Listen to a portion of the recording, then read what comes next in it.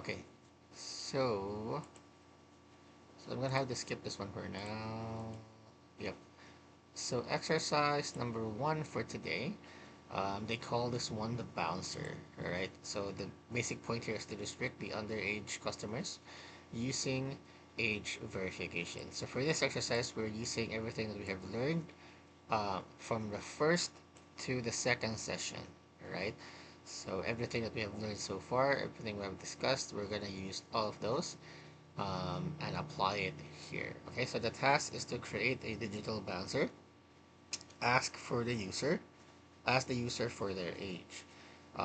Here's a sample output. If the age is 18 older, print a welcome message using an F string that includes their age. Okay, so maybe an example will be okay, you are above the age limit, so that's your output. Um, or oh wait, includes their age. Okay, you are above the age limit because you are 21, something like that. So um, I can sort of see how you're applying everything you've done so far if you manage to have that output. And if they are under 18, you're not allowed to enter this establishment, maybe because you are 14 years old, something like that, right? So the output doesn't really matter. The sentence, right? You can construct them yourselves. The key concepts that we're trying to get from this exercise is we're translating the questions to code, right? This one, using Boolean data types and F-string for a more readable output. And of course, easier way of making a string output with variables and expressions in between them. Okay. All right. So just like before, we're gonna spend around 10 minutes each exercise. I think 10 minutes is enough for this because it's not really that hard based on my understanding of it. So 10 minutes should be enough. And then I'm gonna pick one of you guys to explain your answer, show your answer, and then since there's three of you, I guess I guess there will be one exercise for each one of you.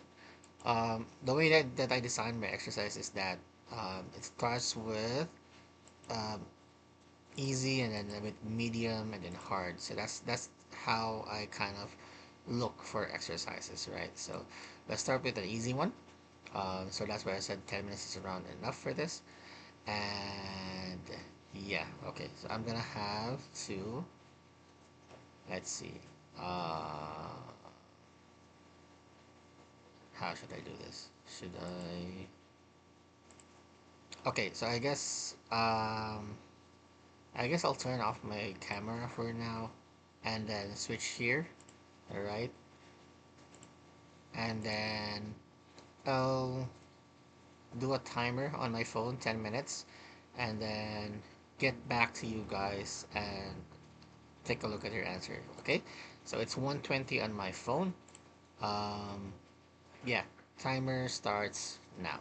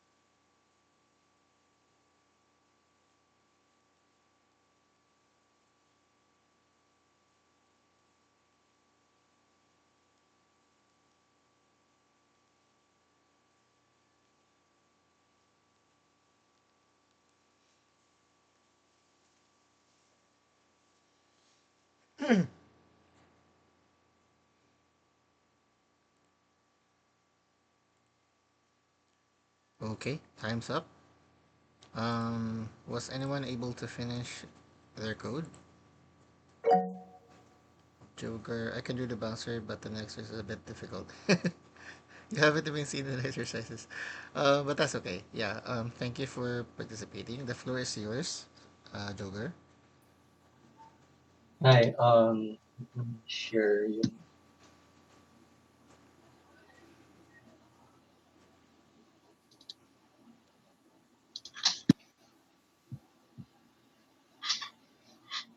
here. Can you see it? Yes, I can see it.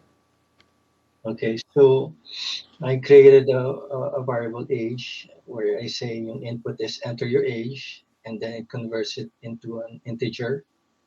Then I Mm-hmm. made use of a else function where I say if the age is more than equal to 18, uh, it will print out with an F string ng welcome.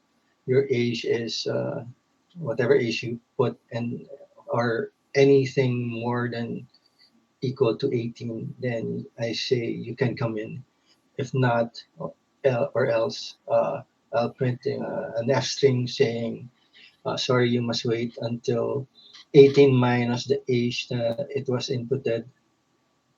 Then you cannot, I'll say, sorry, you must wait until how many age, more years to enter. All right, I'm So gonna try. say, if I say 20, it will say you can come in.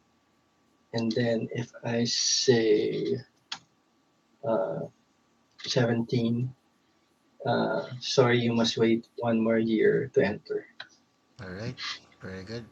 So I like the part where you modified your output a bit. So instead of just saying you are 17 years old, you can't answer, instead you're informing the user that they have to wait um, this many years before they can enter. So it's a bit creative, and I like that way of showing the output. So great work on this, Joker.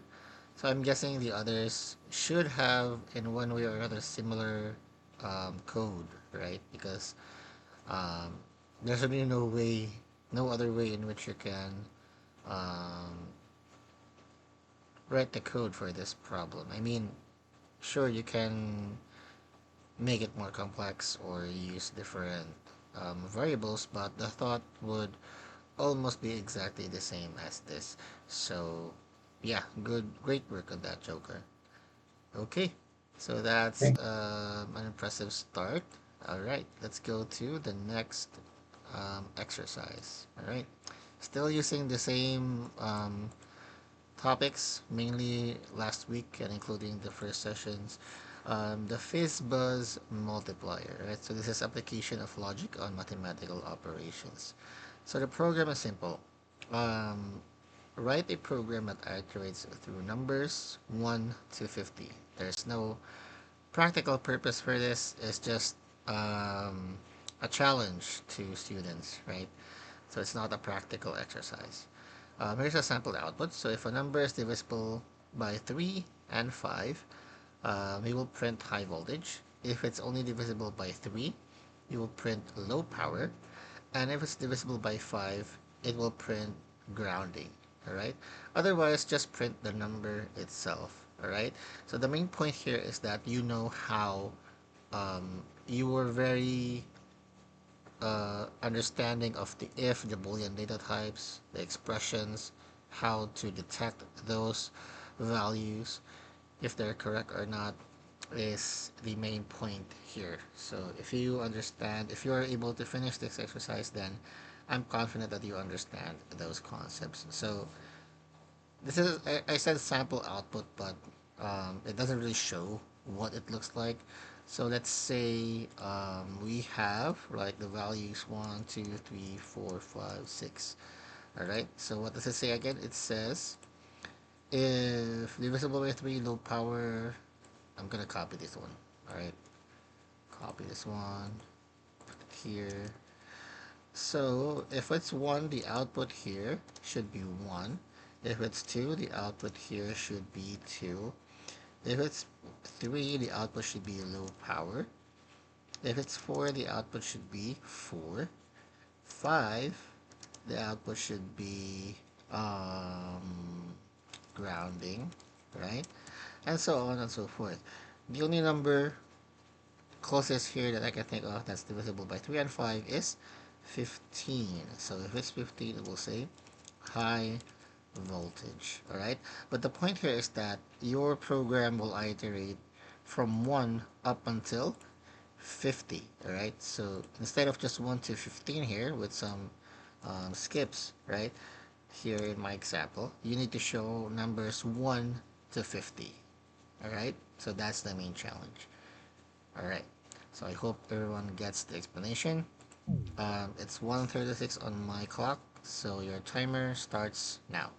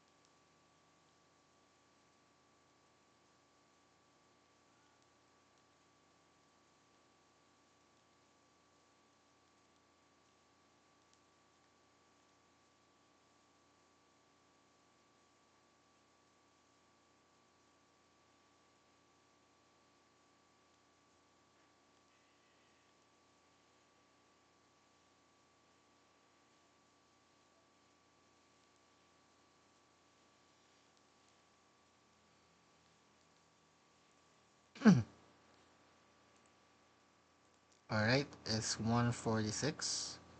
So Joker is done. Um, Either Jepti or Edmund. Who wants to volunteer? I don't have the answer, but I found an answer. Alright, that's okay. We can use that one, and if you understand it, if you're gonna explain it, then I guess that's good enough. Alright, the floor is Yes. yours. Sure. Hold on. Where do we do the start screen share? Let me see.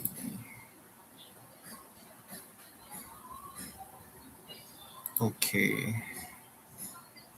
That's different though. Although I cannot understand this part right here because we don't have the visibility. Well, I cannot remember the visibility function. But anyway, Mm-hmm.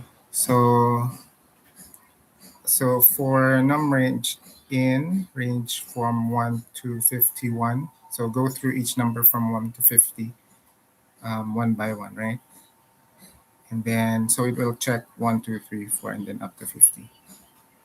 For the condition, this one I could not. Um, yeah, I didn't remember this, Alright, but yeah. So if both numbers would be divided both by 3 and 5, then it's gonna print the high voltage. So basically, um, that's example like 15, 30, and 45, I guess. And then the next one is if num yeah, if the number is, or if the number can be divided by 3 only. So that's going to be low power.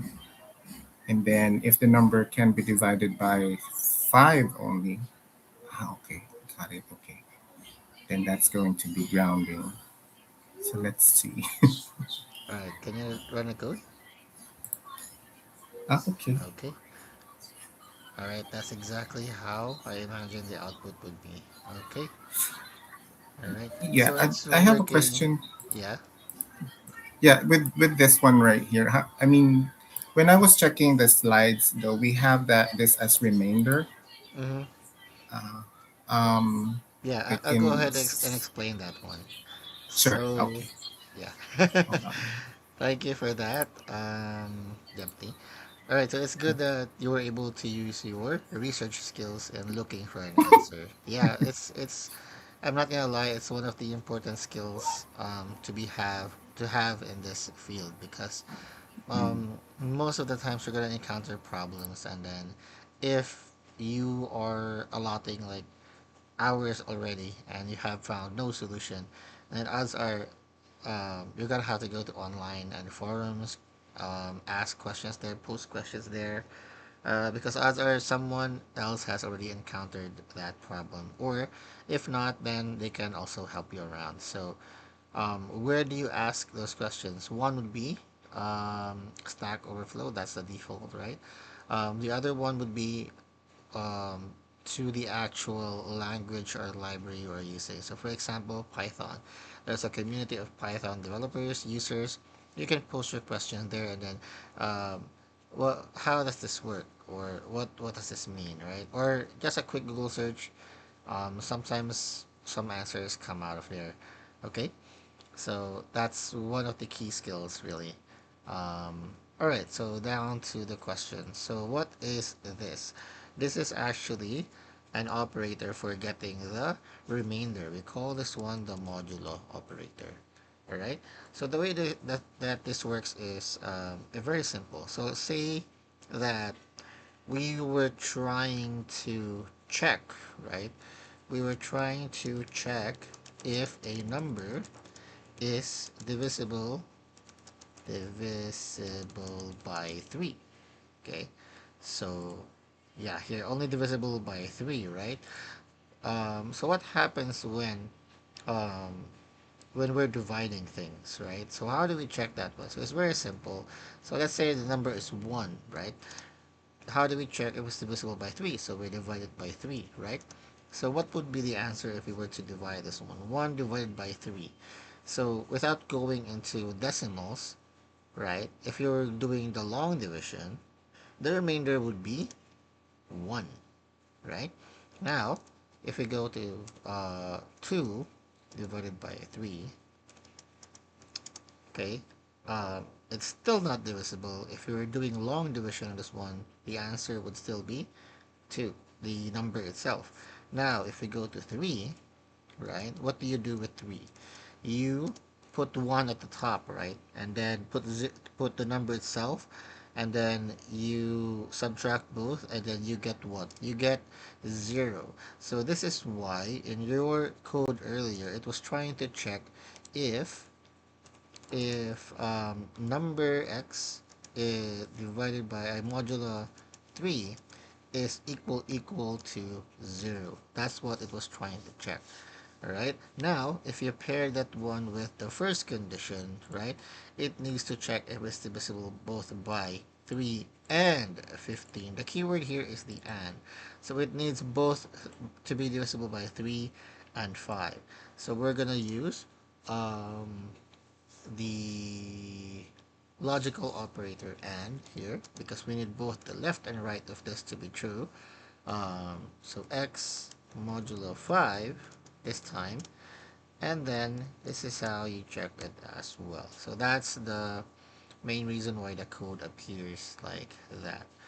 Okay, now this is very useful for checking divisibility, but there are other uses for this one as well, like for example, um, counting things. You can use this one to count things, but you have to be careful with the numbers that are divisible by that certain number. So, uh, yeah, there are some certain use cases for this, but usually it's for checking divisibility. All right. So I hope that explains this part. Anyone else having uh, or is confused with the solution earlier? Any other follow-up questions? None. All right. Uh oh. Where are the others? I thought there were four of us. Edmund, where's Edmund? It was supposed to be the next one. All right. That's okay. All right. So maybe there are some technical difficulties on his end, but that's okay. All right. Down to the last exercise. This is the shields up game loop. So we are gonna create an exit condition for a certain task. All right. So we're gonna be using loops on this one. Create a combat simulator where a ship has 100 energy or HP, right? If you're into games, a sample output. We're gonna put this one into a while loop, right? Because the game will not end until you have 0 energy. All right. Now each turn, so we're gonna take it as one iteration is one turn. You're gonna ask the user, what do you want to do? Do you want to hit, recharge, or quit? If they choose hit, right, we'll deduct a random number. If the energy hits 0, it will print system failure and then break. So just put the break keyword on the next line of code and then it will stop there. That's what the break will do. It will stop the code, it will stop the loop at that point. It will exit out of the loop. All right. Now, if recharge, um, if energy is already above 80, it will skip the recharge, otherwise add 20. Right, so this is a way for you to heal your character, supposed to be. Um, but yep, it's if it's over 80 already, it will just skip this one. So how do you skip? You put a continue, right? Break and continue instead of break. So continue, it will not run all the rest of the code. It will go directly to the next iteration. All right. So the last one is quit. If you type in quit as your reply, you're gonna have to exit the loop. So take note, you're gonna have to keep on asking the user this question on each turn. All right, you're gonna keep on asking, just like any other games, right? It's turn based. So if it's your turn, then um, although sometimes you're not really asked the question directly, but the options are the same. So it's kind of similar in a sense. The key concepts here is how to create loops, um, how to ask repeated input, right? How to use the break, and how to use the continue. Okay? All right. So, yeah. If there's no question with this, I'll give you guys another 10 minutes. Um, yeah. So 1:57 on my clock. The timer begins at 1:58. All right. Okay. If you have any questions, just call out. Okay. I'm right here.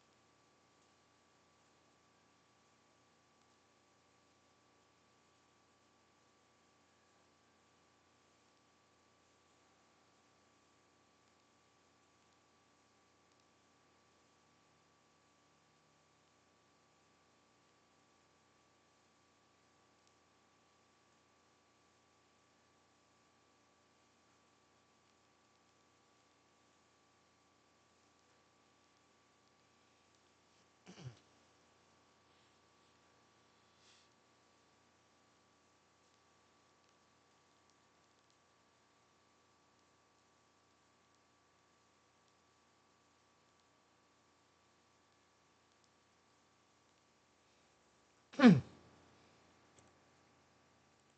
right. So that's 10 minutes. Right. So Jeopardy is done. Joker is done. Edmund, do you have a solution for the exercise?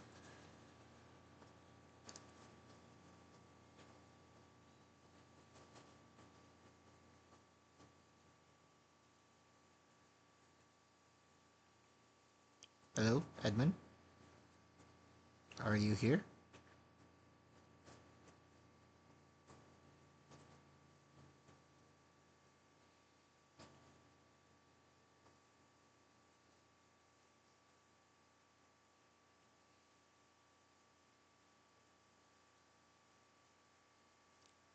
Hello, Edmund? Okay, so I think Edmund is having technical difficulty. How about you, Joker? Do you have a solution for the exercise? No, No. actually. All right. How about you, Jeopardy?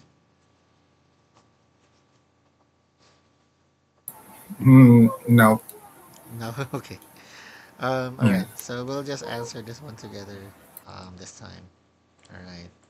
So I'm just gonna copy this one, put it here, so that I don't have to keep on going back and forth. Okay. All right. Um, let's see. So we want a while loop, right?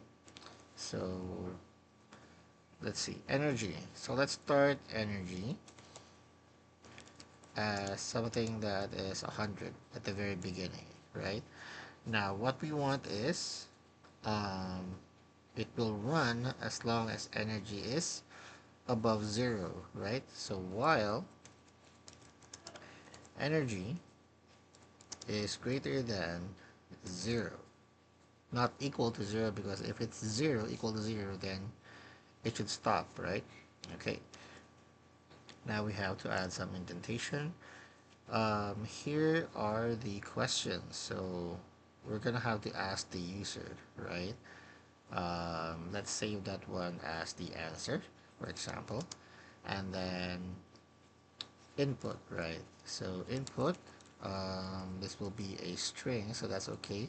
Um, what, sorry, what is, no, maybe, let's just use the same thing as what the problem is doing. Action, hit, recharge, or quit, alright? Okay, now, if, so if answer is equal to hit, right? What will happen is it will deduct a random amount. If energy hits zero, print system failure. A random amount. So how do we generate a random amount? Mm, let's see. Is there another way for us to use a random amount without um, using a library? Let's see. Mhm.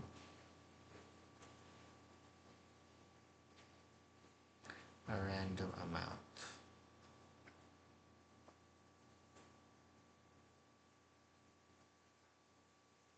I don't think we have any other option for this other than to import a library. If I were to create my own randomizer, how would I do it? Um, I need to make a generator. No, I would still need the other one. Okay. Hmm.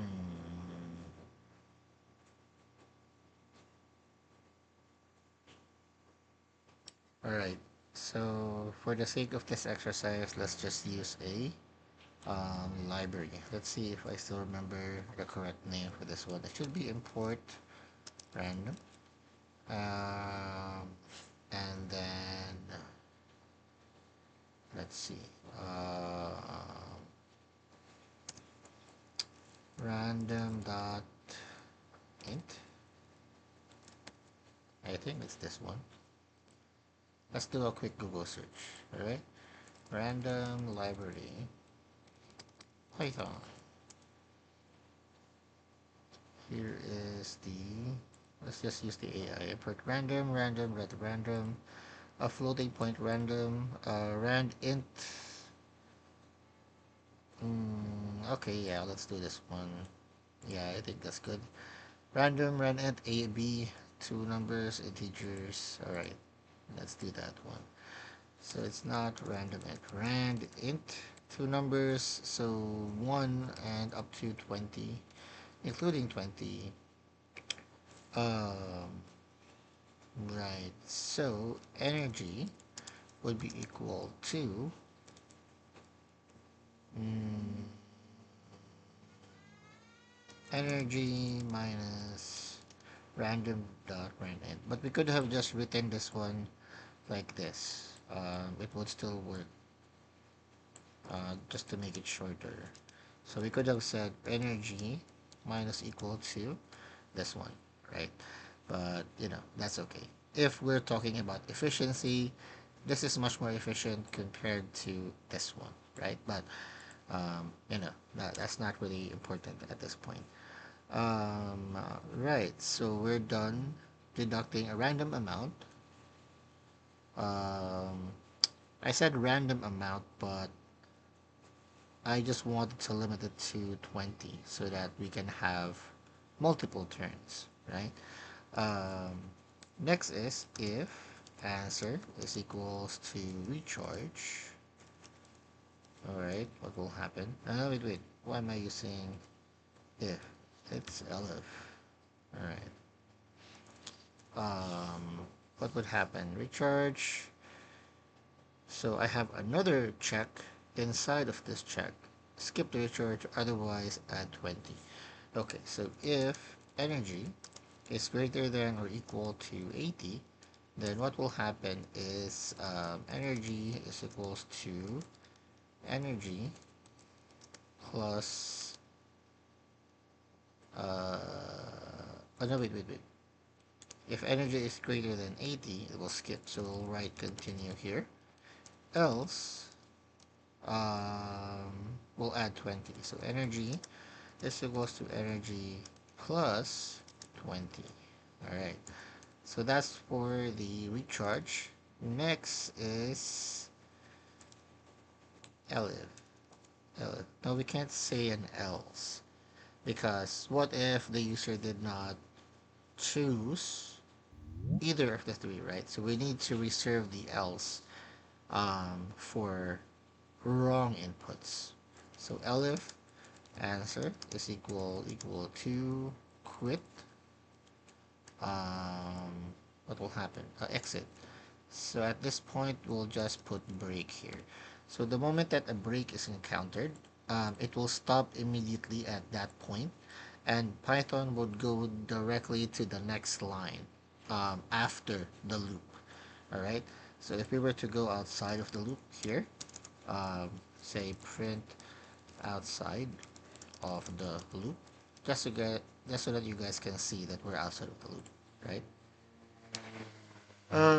What else? Yeah, an else. We need an else statement. So if the user did not choose hit, recharge, or quit, we need to say to the user, um, please, alright, maybe incorrect input. I think that's good. Alright, let's try this one out. I think this will work. So, action, hit, recharge, or quit. Okay, let's say hit.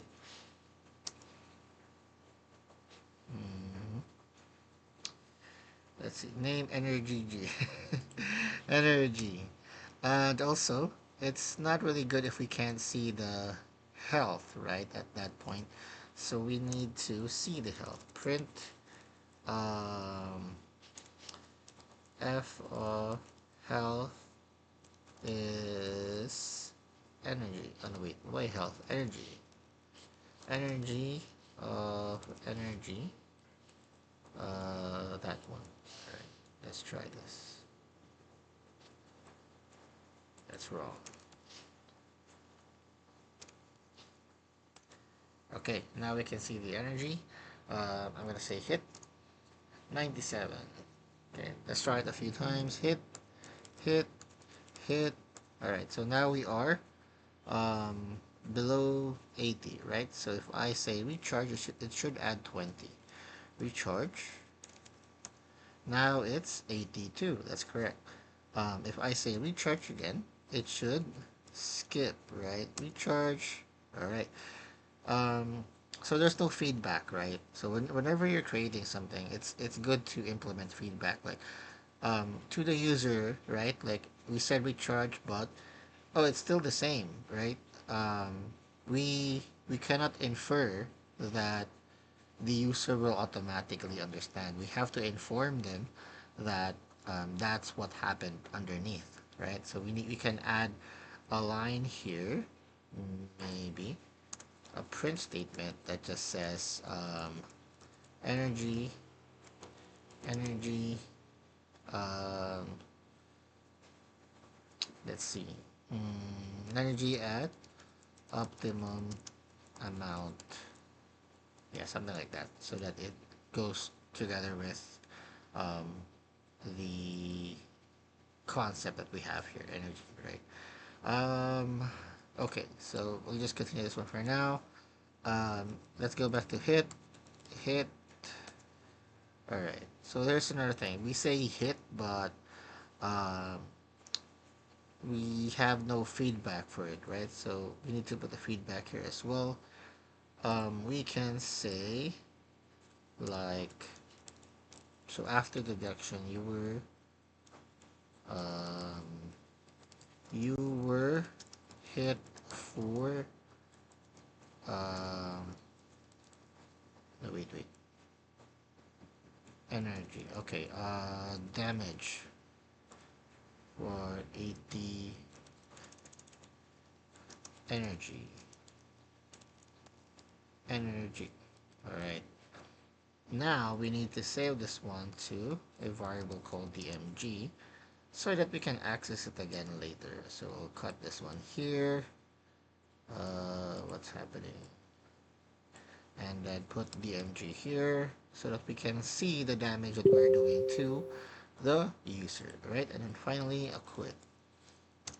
Okay, and as you can see, when we put quit, right, it will break.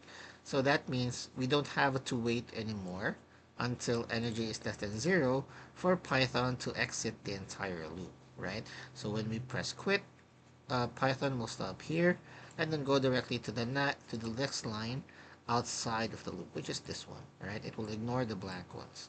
Where is my line numbers? There you go. So take note of the indentations that I'm doing here, right?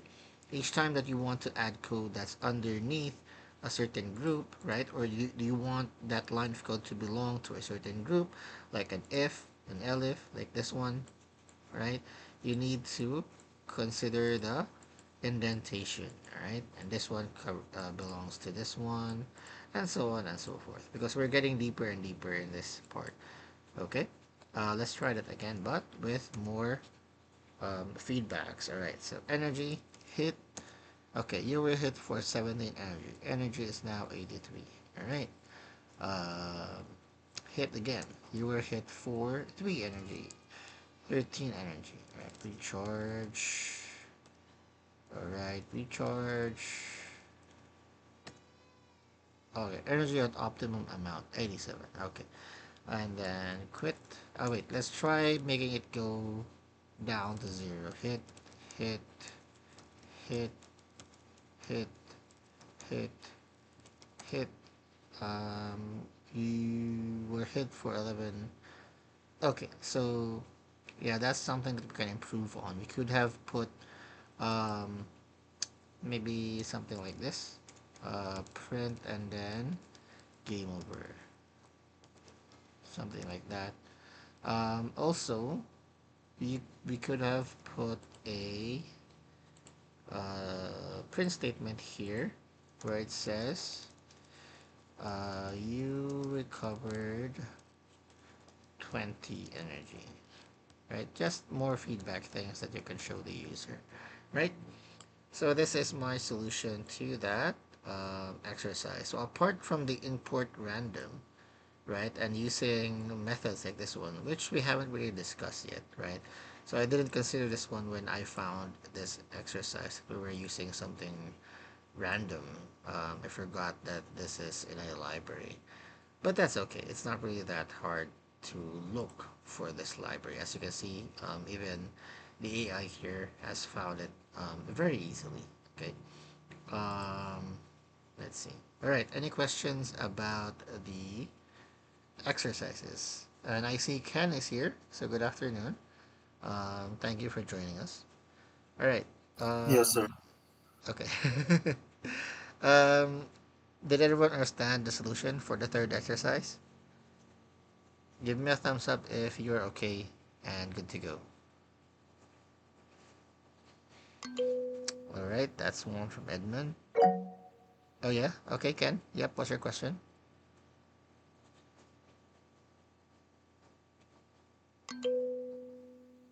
So, oh, okay. It was just a thumbs up. All right. Um. Okay. How about the others? Jogur, Jepti.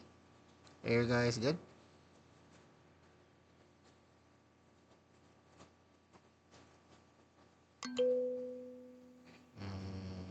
Okay. So that's all right. So only Jogers left. I just need to review Okay. again. All right. Yeah. Um. So if you need to review the code, don't worry. This will be included when I upload this notes on the LMS. Okay. So you can review this solution later on. All right. So that's for the exercise. With all the topics that we have discussed, the last two sessions. Did someone raise their hand? Oh, okay, that's just your right. For now, we will proceed to the next topics. Right. Now, for these topics, right, it's supposed to be three PowerPoints. So it's all about functions, right? But when I went when I went through those PowerPoints one by one, it actually took quite a long time. And what happened is that we weren't able to do projects and exercises. So it takes quite a long time. So what I decided is to get the most important parts, and then I'll reserve reading the PowerPoints to you guys as sort of an assignment and, more extra knowledge on your end. All right. Um, if we have time earlier, when we're done discussing all of these things, I have three more exercises prepared. If not, then we'll have those exercises next week. Right. So first, let's start with substrings. All right. Now let's go back here. So what are substrings? So from the name itself, substrings are uh, you can think of them as smaller strings, right? You can think of them as smaller strings. So we have a string, let's say for example, my name here, Daniel, right? Now, when you think about it, this string is composed of smaller pieces of string. Technically, strings of length 1. So that's a letter, right? The way that substrings work is that if your object, right, is iterable and also has index values, so we haven't discussed what index values are, but we'll get to that. So if your object is iterable and has index values, that means you can access them using sub substring. Technically, it's not really called substring, more like subscript operator. Yep. Yeah, subscript operator. Um, Substrings is because we're dealing more with strings, but the technical name for that one is the subscript operator. So that's this one. All right, open and close brackets. Okay, so how does this work? We need to understand first how the string, right, is a data structure, right? We need to understand how we can um, get a reference to each letter. Okay. Now the way that the string works is like this. Um, the way that it's stored inside memory is something like this. So you have a letter, right? D A N I E L. Okay. Now each one of those things, imagine they are placed at a certain location, right? And that location has an address, right? And that address is just a simple number, okay? Um, this address is unique to every string, okay? So they can repeat, the numbers can repeat over different strings, but they are located at different parts of the memory, so you can use them over again. So what I mean is, it always starts at 0, then 1, 2, 3, 4, 5, and so on and so forth, depending on how long your string is. So from this concept, right, you know that letter I is stored at index 3. Okay, so if I were to say access letter I would say name and then bracket 3, all right, and then if I were to run this one, it will just display what's inside that one, which is I. Right? It's that simple. Okay, that is the data structure of the string. Okay, each character is saved at a certain index. If you want to access a certain character, you have to indicate the certain index that you want to access. Right? It's that simple. So if you want to access L, you have to put 5 here, and there you have it, L. If you want to access D, right, sorry, D, then you have to put 0. Okay. Now, take note, you have to indicate the index number, not the letter. All right. So, if you were looking for the letter, then you would have to use what? Something like a condition check, right? Like an if, and check each character if it's equal to letter D. Something like that. Okay. Now, let's see. Did I miss something? Uh, so this is great, right? If you're trying to get certain pieces of data um, from a string. Like for example, maybe I have my ID code, for example, 1587 here. Um, then they are located at. Oh, no, wait, I think it's better if it's an ID code. I think it's better if they are located at the beginning. So 78879 something like that, and then separate it with a dash. So 879.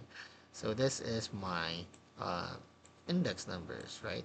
So let's say that oh no wait, this is my ID code. So let's say that the ID code is always three digits, and they are always the first three characters in the string.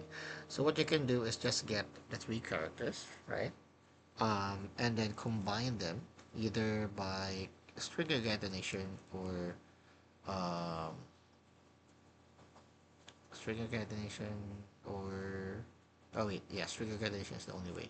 So you can say ID is equals to what is this green? Why is ID green? Let me cancel that one. Um, let's say employee ID, imp ID. All right. So take note whenever something turns green, right? Something like that. Be careful because Python considers that one as um, either a function or part of the language, right? So what I mean is that is a reserved word. That means you can't use that word as a variable. Okay, that's what I'm trying to say. Um, Again, I'm not looking at this. Okay, so if anyone has a question, just call my attention. Okay, you use your mic. I can't see if you're raising your hands, but yeah. So emp ID, that will be my variable. I will store here my employer ID. So I'm gonna say it should be name of 0 plus name of 1 plus name of 2. So that's 012. Now if I print this one, emp ID, now I would have access to my employer ID number anytime that I want, right? So imagine you have a lot of employees and you want to get a list of the employee numbers, then you would have this code and then put them in a loop that will get all their employee numbers. If you want, you can even get their name only, right? Um, so we should change this one to something else, right? I hope you understand. Okay. Um, so what happens now? The challenge often encountered with this is what? Counting the index numbers, right? That's the annoying part, right? Because you always have to count the numbers. Um, so one way that you can do that is to create a simple loop, right? So assuming that the data will always be the same, um, let's see, and you just want to see the index numbers for it, you can use a simple for loop. Let's say x in name. No, wait. All right, so these are numbers. What do we need? We need something that generates consecutive numbers like this one, right? So we have the range function, if you remember. So we can use the range function, but how do we know up to where? Up to what number do we stop, right? So we can actually use something else here. So we have the len function, all right? I think this is the next one that I had here. Yep, the len. So we can use the len function. What does the length function do? It will count how many iterable objects, but in the cases of strings, it will count how many characters there are in the string. So if I say len of name, it will say 10, right? There are 10 characters. So let's count them. 1, 2, 3, 4, 5, 6, 7, 8, 9, 10. There are 10 characters in this string, right? So what happens now? We know that it's 10. We can save this one as the length, or we can just use it directly as len of name. Um, right. So we know that it's 10. We know that the index numbers will start from 0 up until 9, right? Because it will always start at 0. So that means it will always be the last index number will always be 1 less than the length of the name, or how many characters there are. So that's why I know that the index numbers will be 0 to 9. Now, all I need is a generator. So I'm going to use a range function to generate this these numbers 0 to 9. So I'm going to say for x in I'm gonna say range this time, and then 0 to 9. So if you remember, the default range for range is that it starts at 0, skips at 1, skips with 1, and then ends at the number that you declare. So I want it to end at 10, but not including 10. So I can just use 10, right? But remember, 10 is the same as the len. So I can just use directly len here. Len and then name. So automatically my code now is a bit more dynamic. It doesn't really matter what the name is anymore. I'm able to see or to generate the index numbers needed um, for any kind of string, right? Now, what do I do? I want to see the index numbers for each character. So I'm gonna say print, mm, print, I want to see index, and then this is x here, followed by a colon, and then, sorry, character, character will be what? So this is the part where I will access the character via subscript operator, right? So remember, anytime that you are inside of the open and close curly brace, you can put expressions here, okay?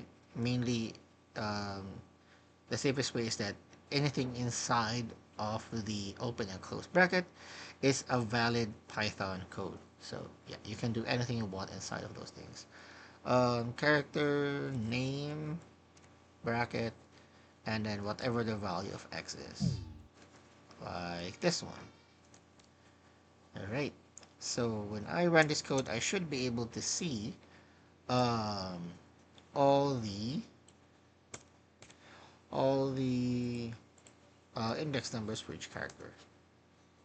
Alright, now here's an output. So index 0, character 8, 7, 9, and so on and so forth. So you can clearly see now um, what um, index numbers we will use to get the employer ID, right? So instead of doing manually checking it like this, you could have just gotten a sample uh, name from an employee, for example, and then do a simple code like this one, and then check the index numbers that they have, right?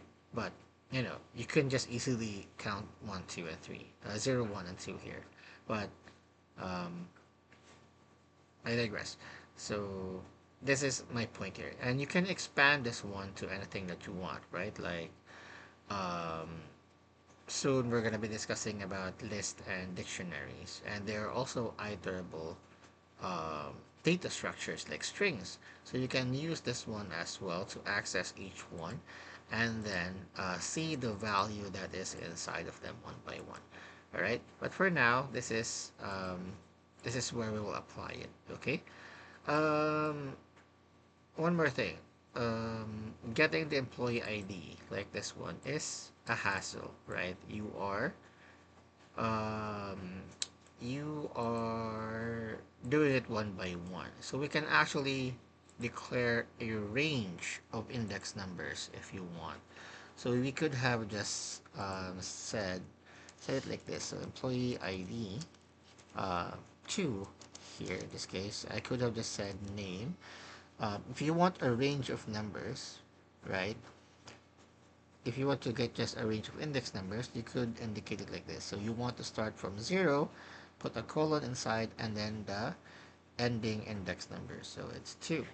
Let's try this one out. If I were to print this one, print emp ID of 2, let's see, 87. So I'm missing one. The ending here, ending number is not included. So you have to indicate 3, 879. Or you can also say, oh no, wait, yeah, you have to indicate 3 because it has to stop here. You can't go on after this one, right? So um, it is exclusive to the number that you indicate here, right? It's not inclusive. So yeah, this is an easier way than this one. Okay. What else? Oh yeah, we call this one slicing, right? Because you're kind of like slicing just a piece of the string that you want, right? So this is really helpful in things like, let's say you want, uh, like this one, for example, you're looking for just the three numbers, right? Or if you have um,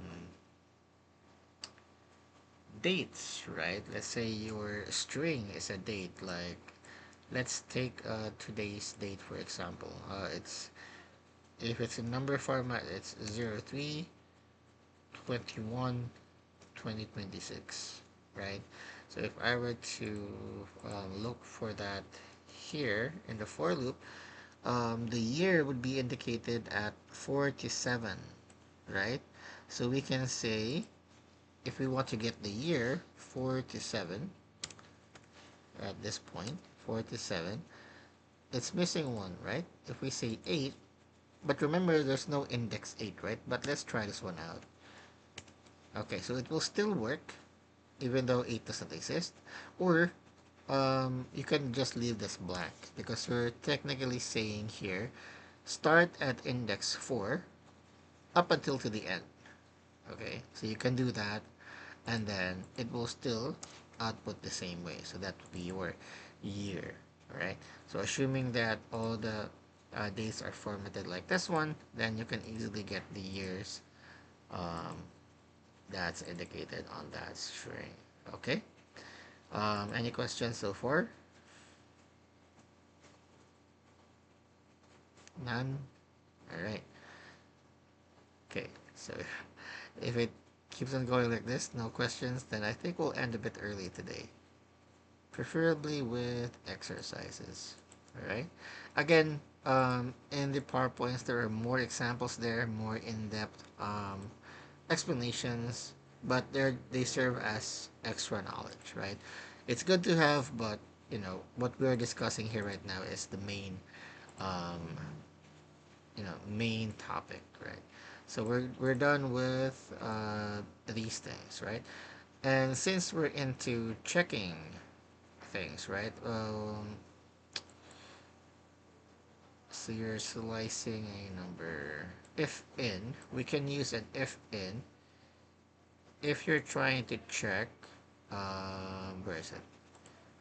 So sometimes um, we have cases where we want to check if a certain substring is present in another string, right? Um, let's say let's say I have this string. So product, for example, and then a bunch of numbers, and then I put an aces here. So the product is aces, and then the year at the end, 26. All right. Yeah. Okay. I think this will work. All right. So what I want to do is, how do I know that this is an aces product, right? It could have been any other product, right? So let's say, for example, this could have been, um, instead of aces, it could have been, let's see, HP, or it could have been, what other brands do you have? Lenovo, so Leno, so something like that, right? So if you want to check if a certain substring is present in another string, that is when you will use the in operator. So if you say if, and then aces. So we're gonna have to follow the capitalization. Remember that one. Um, if aces in product, right? So this is another logical operator, by the way. It will return true if this word is present here. All right. Uh, we can say like this is an Asus product.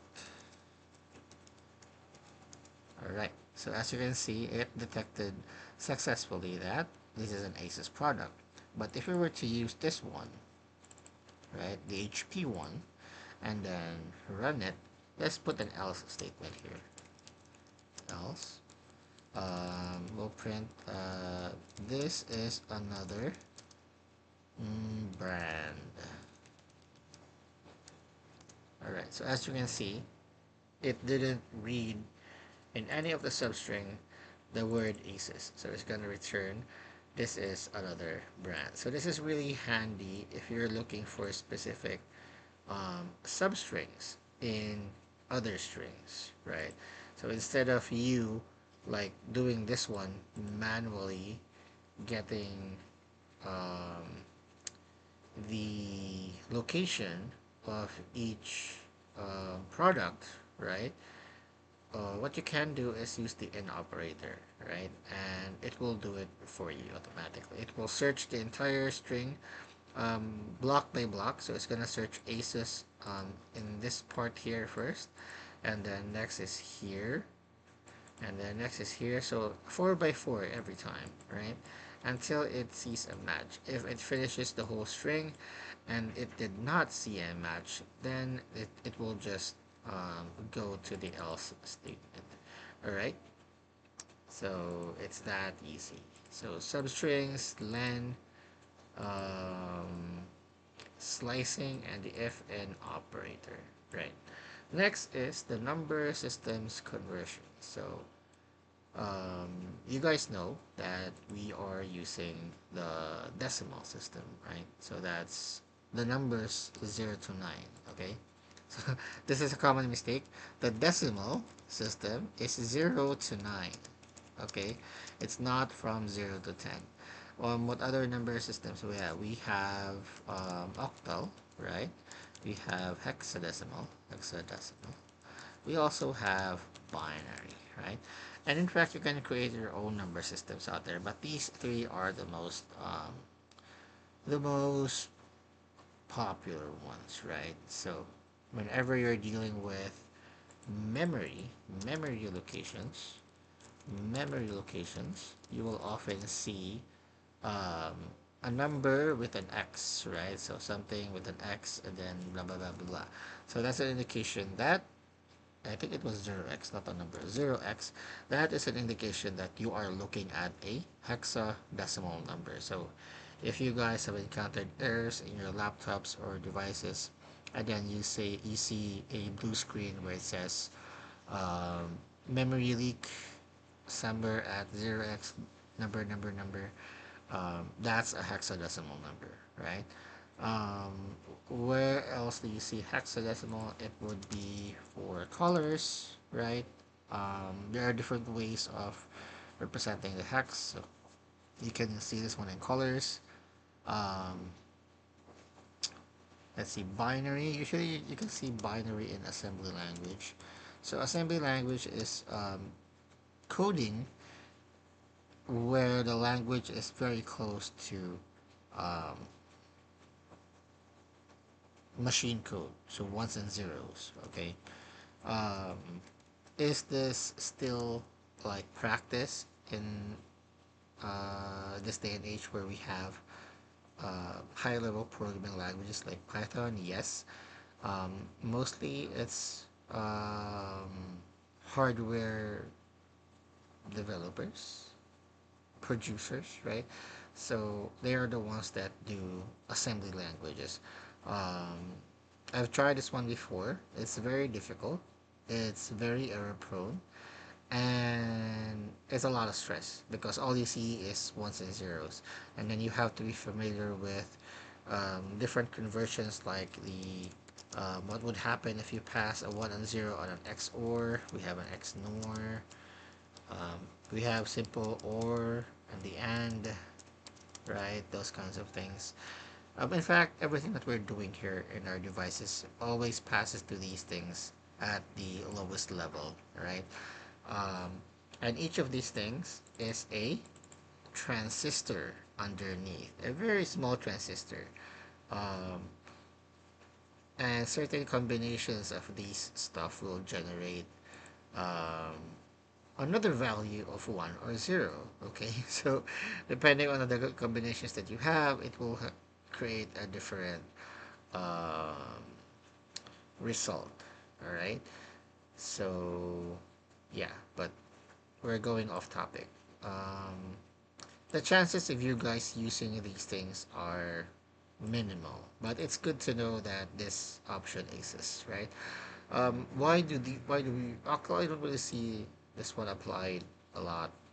Usually it's just these two. Mostly it's hexadecimal.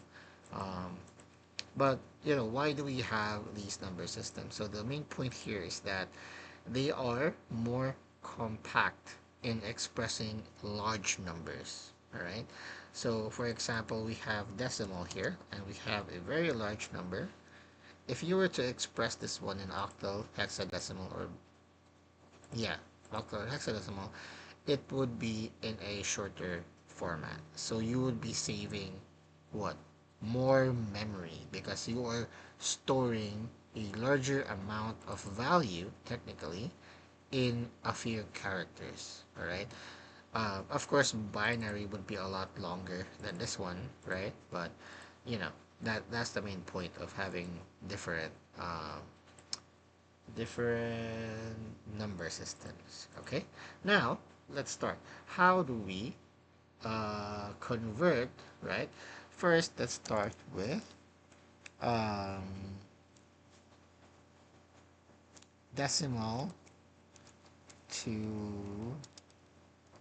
decimal to octal. All right, and then decimal to hex, and then decimal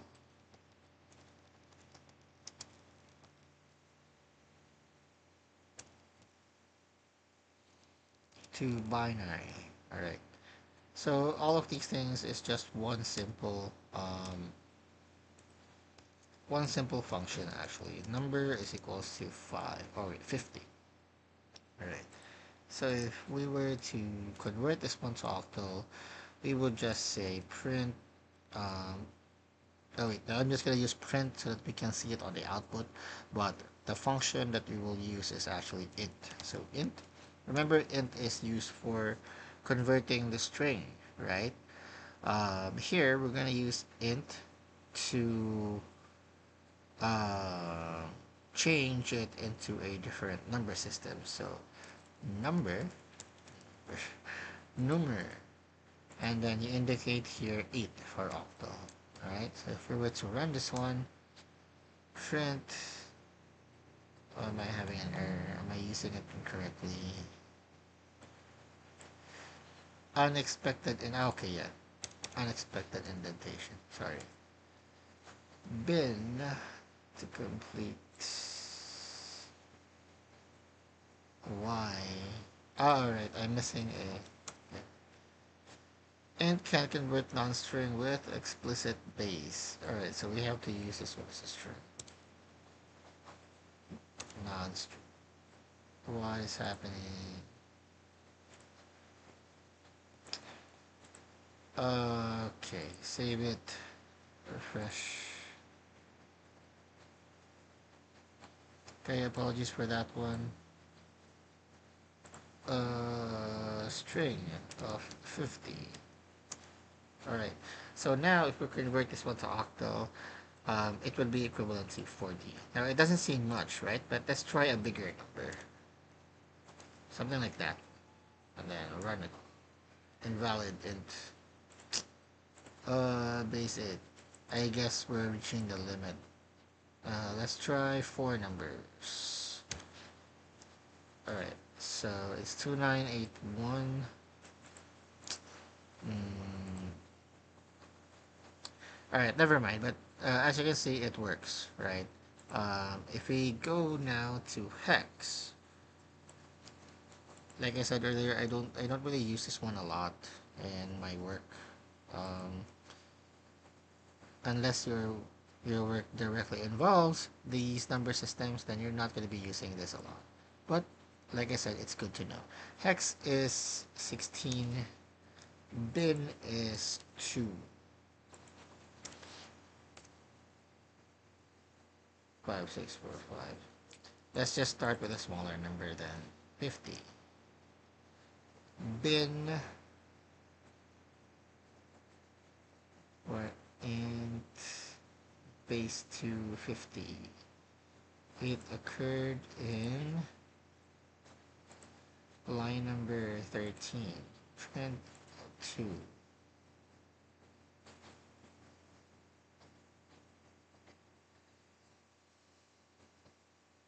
Binaries 2. Base 2. 50. Invalid literal. What do you mean by invalid literal? Let's try 3 numbers. Still the same. Alright. Mm,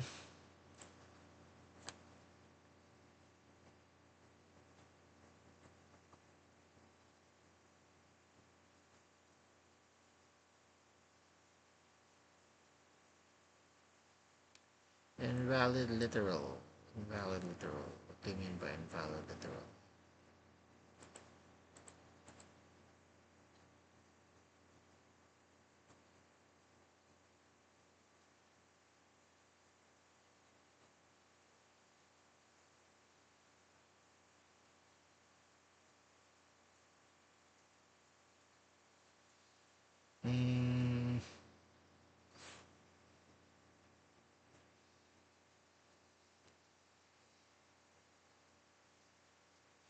It should be the same because we were able to produce octal and hexadecimal numbers.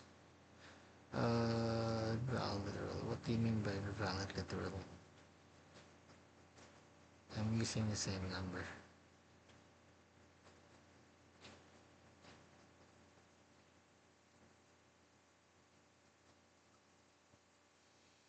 Hmm.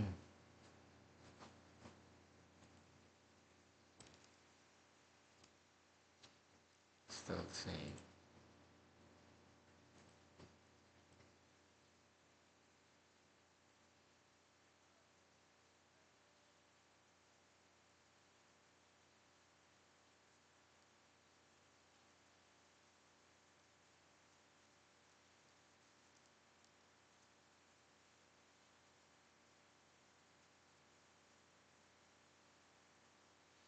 Alright, let's just do a quick Google search for this one.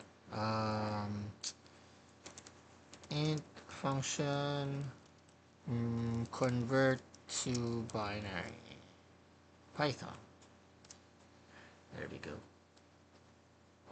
Let's just use the AI one. No, bin is the opposite. Okay.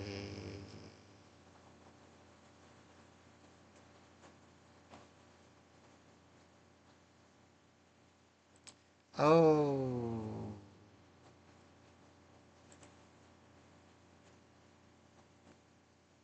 Alright, okay. So I think I had this in reverse. It should have been octal to decimal. I think it's in reverse. That's why it said invalid. This is hex to decimal, decimal. Right, and then this is bin to decimal.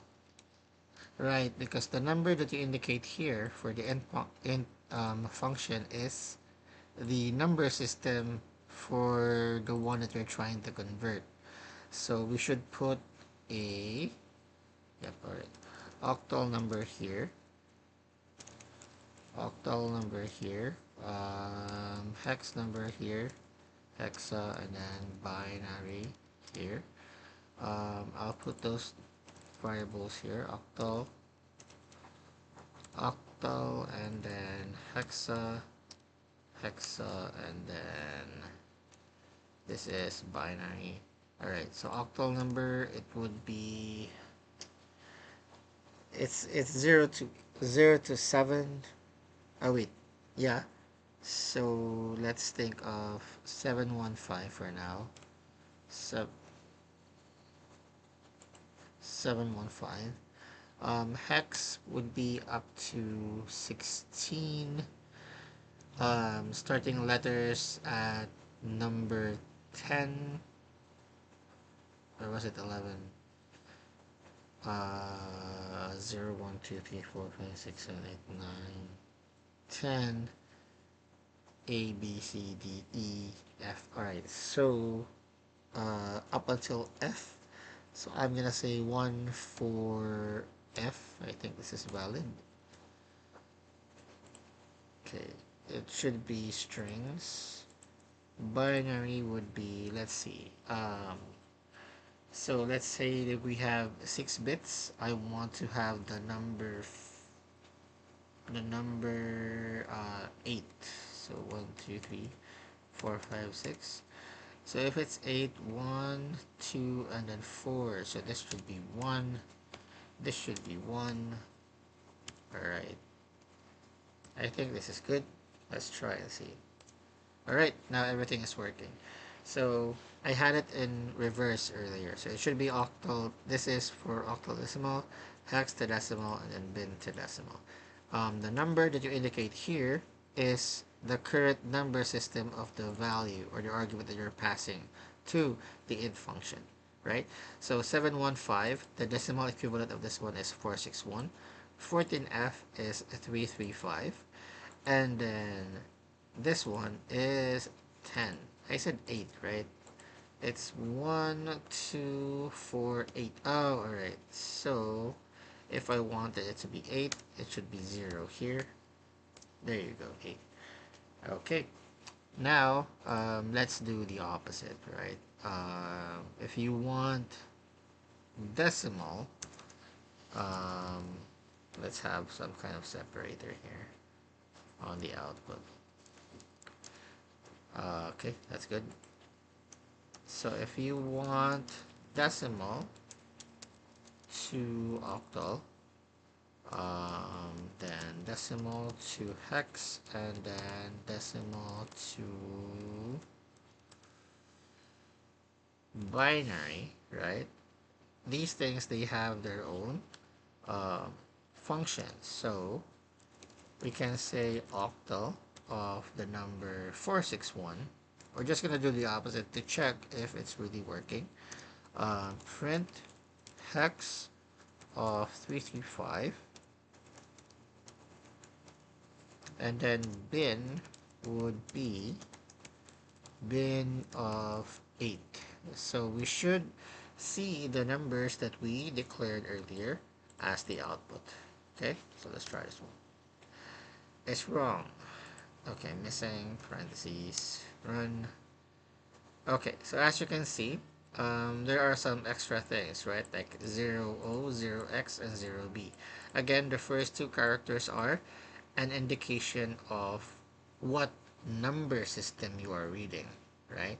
So you are reading 715 as an octal, you're reading 14F as a hex, and you're reading 1000 here as a binary.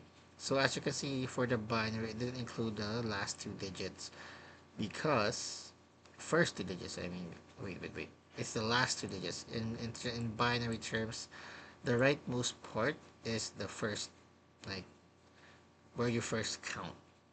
All right. So yeah, we were able to reproduce the results, so that means it's working. All right. So if you ever encountered those problems, there are ready-made functions already available in Python for them. If not, you can also create your own number system, right? All you have to do is indicate it here afterwards if you want it to be converted back to decimal. All right. But for these things, you're going to have to create your own and your own logic, your own function to convert them to um, back to octal hexal or whatever your preferred number system is. All right. The point is you can create your own. Okay. So that's for the number systems. Right. It's already 3. Let's reserve this one for the last 2 hours. All right, let's have a quick break. Since it's been 2 hours already, let's have a quick 20-minute break. And I want you guys back here by 3:26, since it's 3:06 at my end. All right. So yeah, don't leave the room. Just stay here. Ken disappeared, but okay, that's alright. Yeah, be back here by 3:26. Right? Have a good break. Get some coffee, get some snacks, refresh your mind. Right? See you guys in a bit.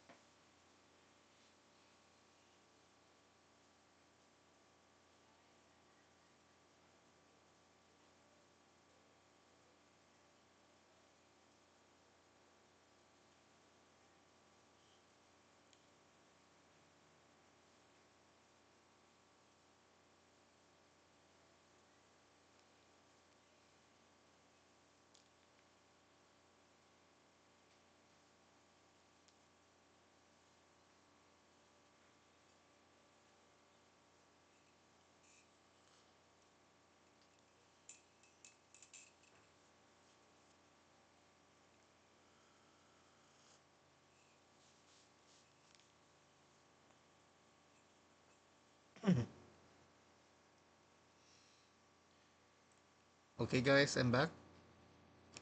Can you give me a thumbs up if you guys are here? Alright, that's one from Japti. Edmund, Joker. Alright, that's Joker. Alright, Edmund.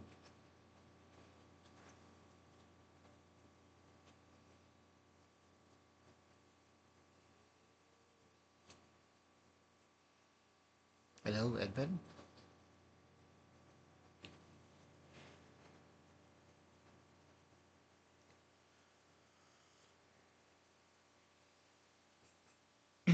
Alright, so I guess we'll just start since two of you have replied. Okay, so where did we end up? Alright, so we're gonna discuss objects, methods, and properties. Alright, so let's start with objects. Alright, now when you think about objects, remember at the very beginning I told you guys so that you won't be confused. I wanted you guys to treat everything in Python as objects, right? Now, um, we'll expand a bit further, okay? So, when you say object, right, um, it's it should have everything that is describing the object, right? So, let's say, for example, um, the one that I always use with my students is the car. Okay, so we have a car, for example. The car is an object, right? Now let's try and describe the car. Okay, so up until now we've only seen the car as is. Okay, the object as is. We haven't really explored um, anything that we can do with it, right? So let's try and describe the car. So the car is red, right? For example, the car has four wheels. The car has let's see, fuel injection as an engine. It has what can it do? What can the car do? Um, it can have it has an AC, all right. What else can it do? It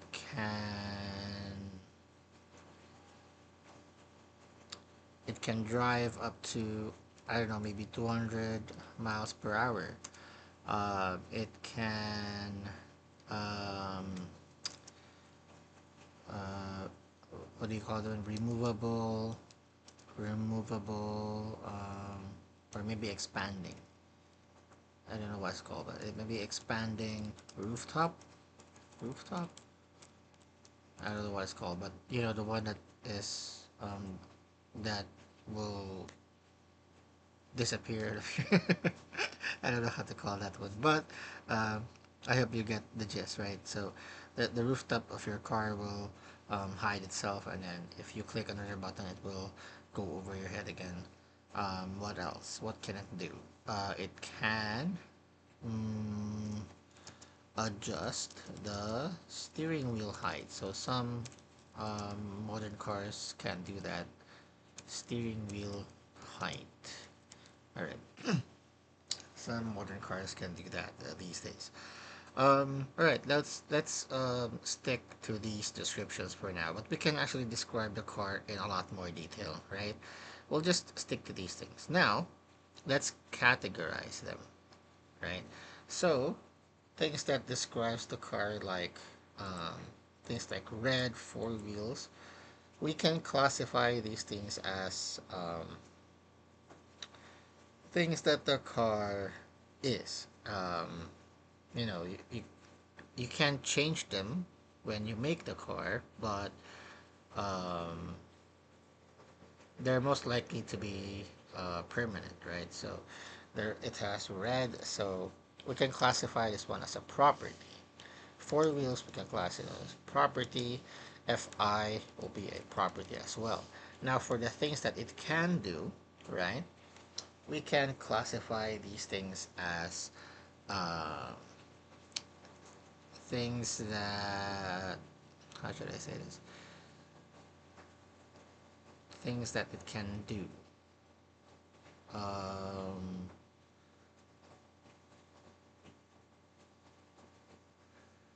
we can classify them as functions, right? Functions. So these are the different functions that the car can do. All right.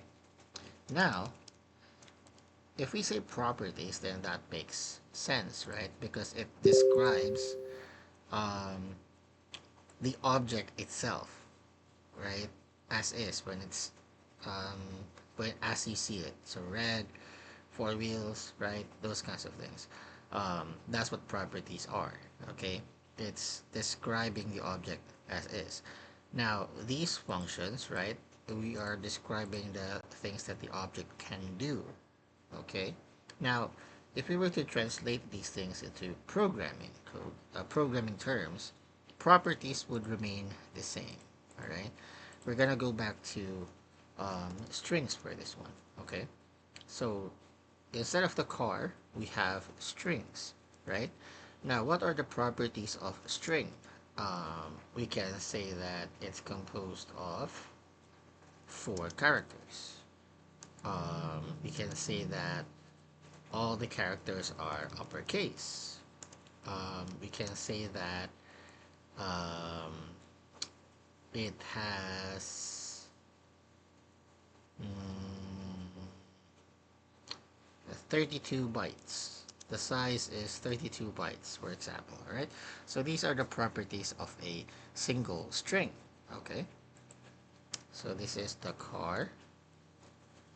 This is the string. Four characters. All right. So these are property, okay, property. Now, for these functions, right, um, how do we call them in programming terms? So in programming terms, we call those functions methods, right? This is where methods come in. Okay, now I want you guys to remember that methods is technically the same as functions. The only difference is that methods can be accessed only um, through the object. All right. So this makes sense because let's say, for example, you're using the car. You can't use the car through a different object like a chair, a table. It doesn't make sense, right? You have to use the object in order to use those functions, those methods. Okay, I hope I'm making sense. Now, the question remains, what are the different methods available for a string? Now, these are some of the things that we can do with a string. Okay, we can make all the letters lowercase. We also have uppercase. I think we also have capitalize and a whole lot more. We also have things that can methods. We have the len method, I think. Oh no, wait, no, that's a property. Mm, we have this. No, not the sort. Split method, so that it creates, it splits all the different characters into individual strings, um, or characters. What else? So there's a whole lot more actually, and we can do a quick search for this. Uh, string methods methods in Python. All right. Now I'm gonna say this here right now. There's actually no need to memorize all the methods, right? Because you're gonna find out sooner or later that it's gonna be a never ending memorization trap. Okay? What you need to understand is that you can just search for these methods from the actual site of the library or the language, and then search for the thing you want there. Let's say you're looking for something that can do uppercase, that can do um, maybe output certain spaces. I don't know. But the point is, try searching for the methods first before actually creating your own functions. That's what I'm trying to say. Now, just like this one, I don't really have it on my head, all the methods and properties for the string object. All right, take note. I'm generalizing it, the string object, because this involves any kind of string as long as it is a string. Okay. Now, string methods. Let's go to this one. Now these are the different string methods. So we have caseful, centered string. We have the count, encode, and width. So actually, there's a lot of things here, and uh, I think that you're starting to understand that trying to memorize these things is gonna be very difficult because you also have to memorize what you also gonna have to memorize the syntax of how to use it if there is a syntax, like, right. But in this case, it's very simple. You just call it as is. But there are methods out there that have certain syntax, certain default values. All right. So as you go along with this career, you're gonna have to keep on memorizing. So that's why I don't really encourage that one. What I encourage is understanding, right? Where you can find these things. So, um, what I want you guys to um, put in your mind, right? Like when you're dealing with a problem, start with the data type, right? So, okay, I'm dealing with the string data type, right? This is my problem. My problem is that the letters are all not capital or are mixed capital and small caps. So I want everything to be lower caps, right? So you can do that, do a quick Google search using that, or we can go to sites like this one and then go to their list and read the description for each one, all right? So this is very handy because they have brief descriptions for each one. Whereas if you were to go to the actual Python page, although it's more complete, they don't have a summary, a good summary like this one. So this is a great place to look for summaries like this one, right? But again, it's not just limited to this one. Okay, there are a lot of other references out there that they can use. There are even reels, videos. So there's not really like um, a lack of information, right? All right, now where was I? Where was I going with this? Okay, so with this one, let's see. Split strip. Yeah, okay, this one, the upper, right? So let's say we're gonna use the upper method, and the syntax is actually quite simple. Definition and usage. So string upper. Um, in the documentations, right? They always often do this, right? They're gonna say string dot upper. Often it will be um, italicized like this one, or an underscore, or sometimes it's not really apparent. They're just gonna say the name of the object. Okay. Now they're trying to say that the object must be a string, right? A string object, so to speak.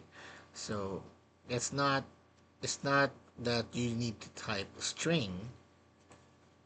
What they're saying is that you should be using a string object. That's what they're trying to say. Now it comes with a dot afterwards, and then the name of the method. Okay, so that's the syntax. This is what we call the dot method. So access methods using the dot method. This goes to almost any other language that I know. JavaScript, Ruby, C++, they always use the dot method, okay, to access methods, right? Um, let's see. Okay, so let's go now and have a quick example. Let's go back to the name and then Daniel here. So if I'm gonna say access the object, right? So it needs to be a string. Now, the string, right? The important thing is that the object has to be a string, right? Now, since this string is saved on a variable, right? We can say that the variable is also a string. So that means you can go directly and use the variable itself, name. So we are going through the string object dot and then upper. All right, and we're gonna use the upper like it's a function. So you put an open and close parentheses, and then you run the code. And as you can see, this is what it's doing. This is what the string can do, right? This is what the string object can do. It can convert the string itself into its uppercase equivalent. All right, that's what I'm trying to say here. Um, Another thing is that methods only act on the object itself that they are attached to. All right. So if I have another object here, let's say age. Oh no, wait, not age. Name maybe name two. Name two. This is John, right? And then I have to say name two dot upper. All right. Although they are of similar function names, right? They also should be similar codes, right? They are acting on different objects, so they will have different results. So as you can see, since name 2 is the last one here, we will only see John, all right? But technically, their outputs should be separate. If you put them into a print, like this one, all right, there you go. And you can see them have different outputs. You can't say name and then upper, and then you want to use the John value for that name, so that doesn't work. Um, I hope you understand what I'm trying to say. It will only act, that function will only act on the object that it is working on. That doesn't mean that it can't accept arguments. What I mean is that it has direct access to the object that it is attached to. All right. Now, what do I mean by this? So earlier we were summarizing the properties and the methods, right? We also see um, here that it will list out all the methods of a string, right? Any string. Now, what if we want to like explore further? Like you want to see all the properties, all the functions that a certain object has, right? So what you can do is use dir. So dir, this is a function that's very unique, and then pass in the object that you want to take a closer look at. So let's say, for example, name. This is a string, right? So it will take a look at the string itself. Now, once you run that one, it will summarize for you everything that comes with that string, right? So as you can see, it has all those properties. These are the properties, the ones with underscore. It may be different for other languages, the way that they display which are properties or not, but the point is that um, in order for the object to be complete, it has to have properties and it also has to have methods, right? To completely describe an object. That also goes the same way for the real world, right? So as we're trying to discuss these things, right, you can kind of see how the developers of the programming language are doing it, right? They're trying their best to convert what is in the real world into code, right? In the simplest sense, right? They're trying to convert everything in real life into code. All right, that's what they're trying. That's why it's starting to feel like um, you're actually speaking another language, right? Um, okay, so all of these things are the methods, and as you can see, capitalize is here as well. If you go down, you can see upper is here as well. Okay, now all these things, right?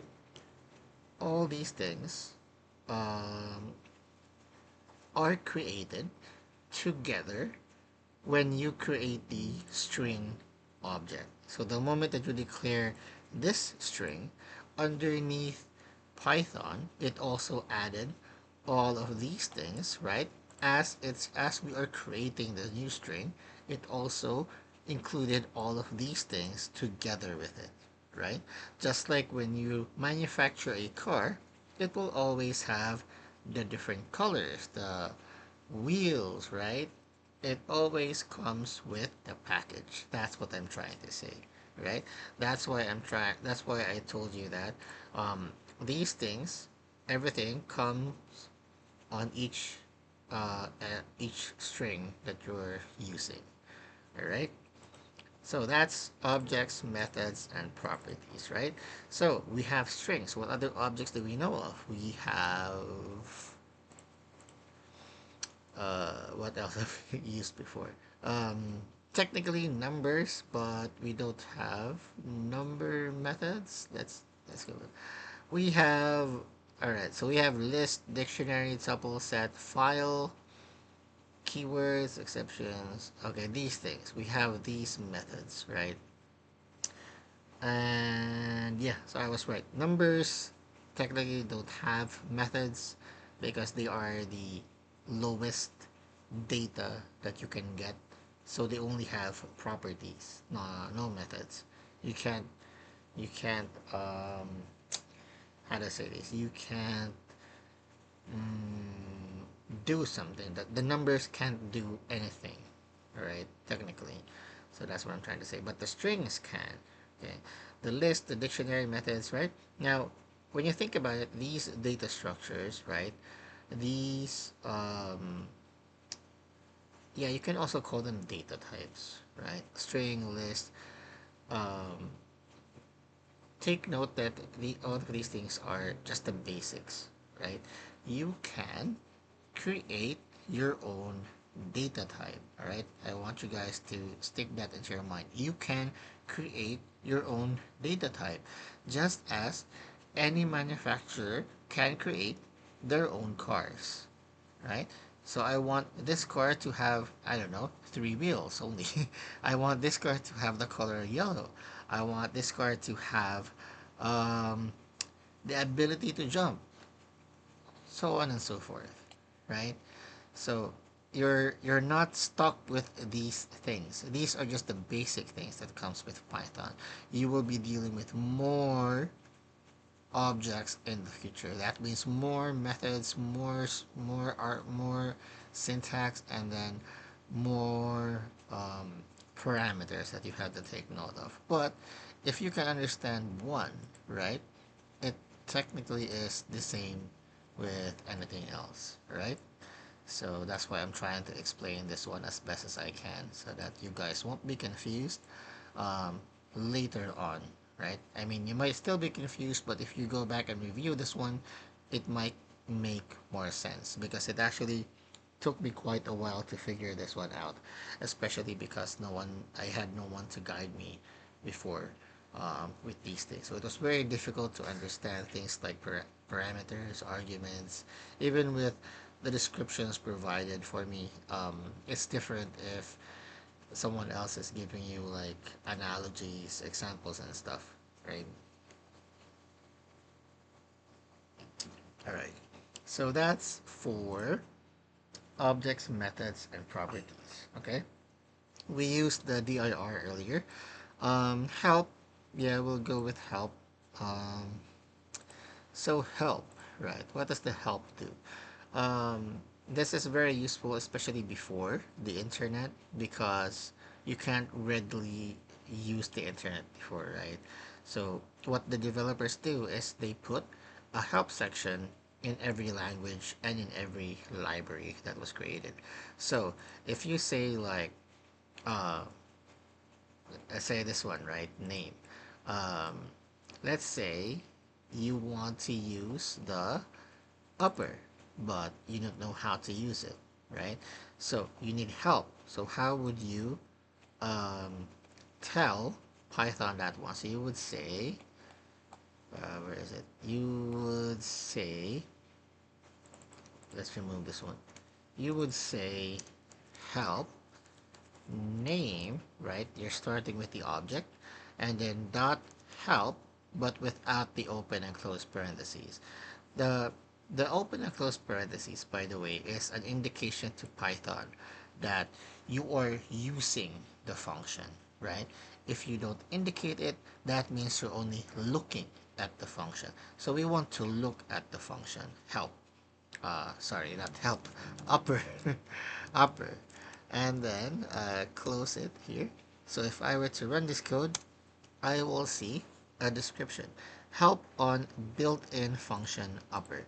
Upper method of built-ins dot string instance. So return a copy of the string converted to uppercase. So as you can see, since there's no syntax, that means you can just use it directly as is. Um, it tells you where it's located, so it's in the built-ins dot string instance, wherever that is, right? But it's somewhere inside of Python. That is where it is saved. Let's try to look for something else. How about split? All right, now this is something better. Um, okay, so as you can see here, uh,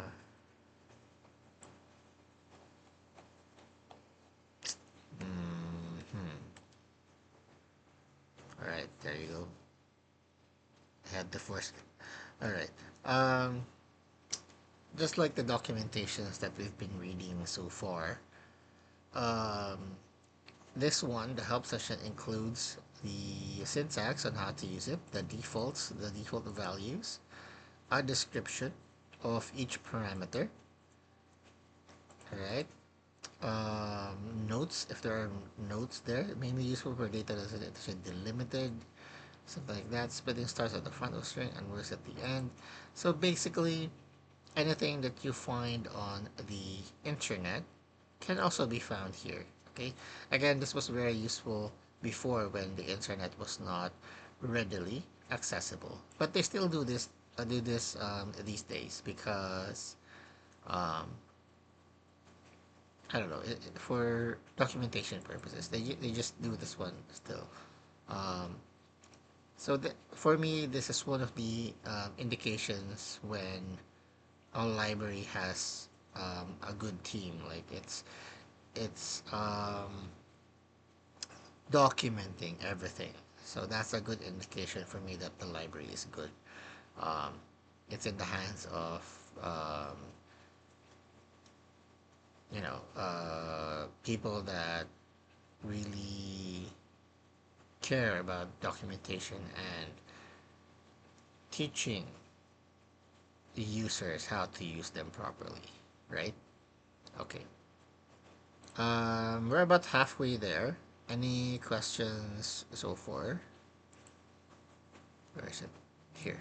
Any questions so far? Retractable. What is retractable? Retractable. Oh, you mean the car. Oh, okay, yeah, retractable. Sorry, I did not see your chat earlier. Retractable. I see that Ken is back. All right, so you may have missed some, but that's okay. This entire thing is recorded. You can view it on our LMS. All right. Okay. So no questions. All right. Okay. Let's see. Let's proceed. All right. Let's proceed now to list. All right. So we're gonna go on to starting here up to here. It's slightly a bit more advanced. All right. Um, but that's okay. We'll do them one by one. Okay. Let's start with list. Now, what is a list? Again, developers try to convert anything in real life to code. Okay. In real life, we use a lot of lists. things of to do, things to buy, list of steps. That's an algorithm, right? Um, list of tasks, list of groceries, a lot of things, right? We can do a lot of things with list. So they decided to put that one as well in programming, right? Um, in other languages, it might be called something different. In JavaScript, it's called array. Um, in C++, it's still called array. Um, there might be some few differences, but not really that much, right? You can kind of tell directly when you see one that, oh, okay, that's an array, that's a dictionary, or in JavaScript they call it an object, right? It's very confusing because they're calling an object an object. So yeah, that's one of the problems with JavaScript. Um, let's see,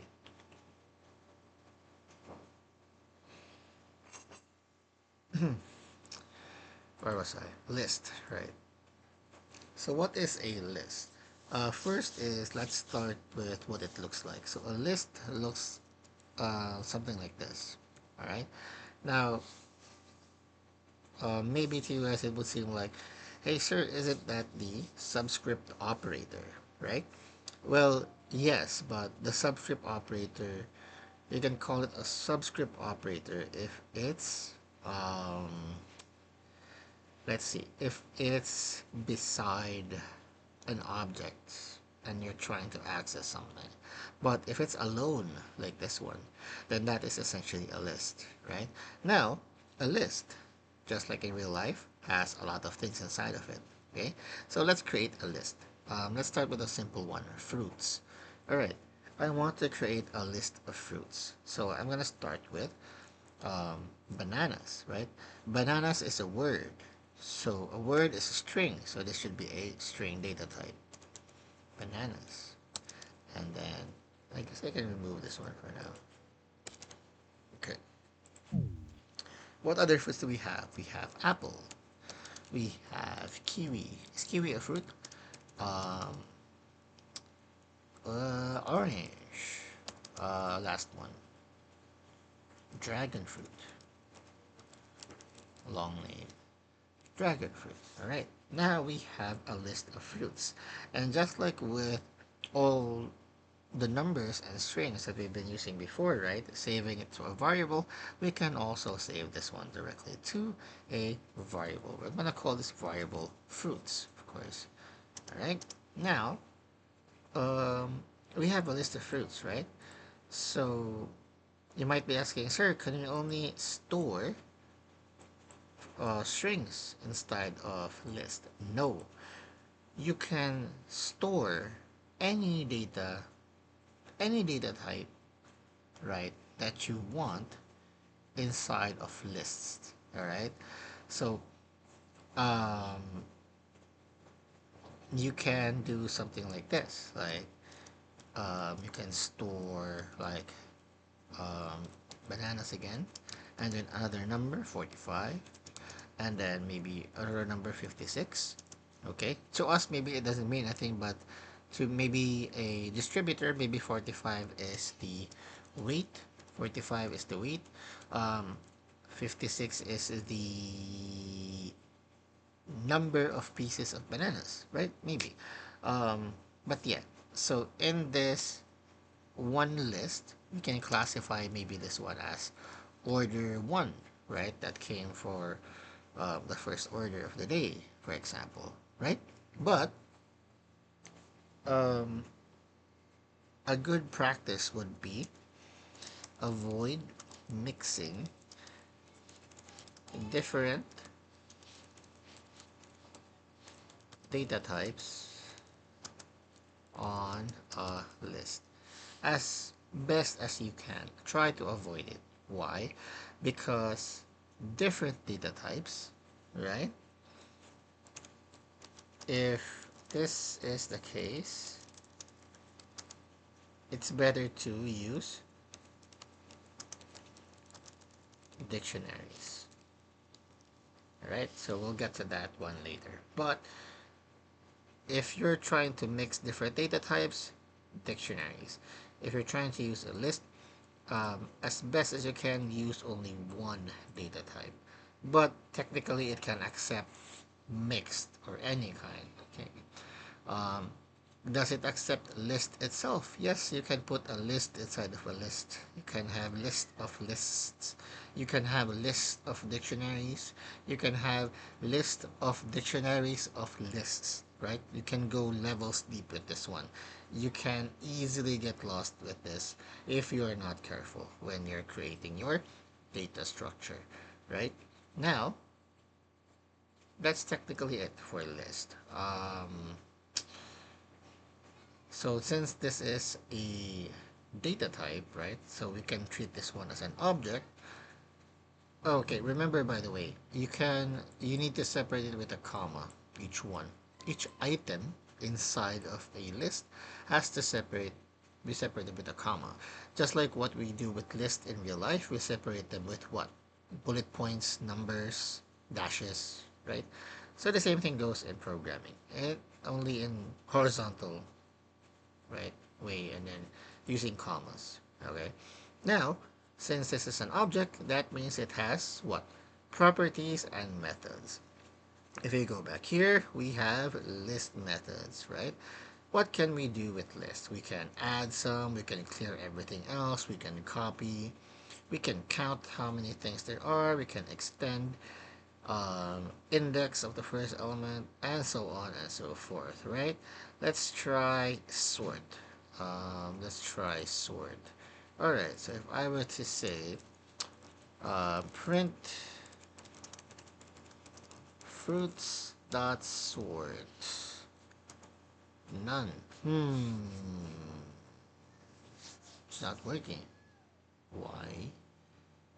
Oh, okay. I think I need to call fruits dot sort first, because if I'm using it like this, I am waiting for the return statement, which doesn't exist.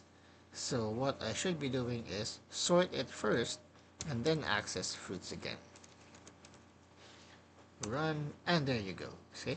So as you can see, it's now arranged in alphabetical format. Start using the first character, right? Um, I think you can also sort numbers. Let's try numbers. Numbers. Alright. 54, 45. This is me. 34. Okay, just some random things at the top of my head. Numbers dot sort. Print this one here. Numbers dot sort. Oh wait. Numbers only, yeah. And there you have it. It can also sort numbers in ascending format. Can we sort it in descending format? Let's see. Let's go to the syntax, sorts the list. Syntax. Alright. So we have the reverse here, true or false. Default is false. So we have to sort it using sort it by saying reverse is equals to true. Wait. True. Sorry, true. There. Run it, and now we have it in reverse 78 descending format. Okay. What about the other one? This is key my function. All right. So you're using another function as a sort of way to the decide the sorting order of uh, the sorting order of the number, right? So let's choose something simple, 59 here. um Key function, right? Okay, let's not do that one because we need to create our own function for this, and we haven't really touched that topic yet. It's somewhere here, here. So we have it. gotten to that point yet. So let's avoid parameters that um, have us make functions, right? Okay. List. What else can we do with list? Can we use operations on them? So technically, you can use addition and equal equal on them to check if both the lists are equal. Remember the in method earlier with the if in? It also exists for lists, and of course the methods, right? Let's start with the plus. So it's kind of like concatenation, but really it's just adding list to another list. If you print this one and then say fruits plus numbers, then I'll just combine the two like that one, right? It's that simple. Um, equal equal.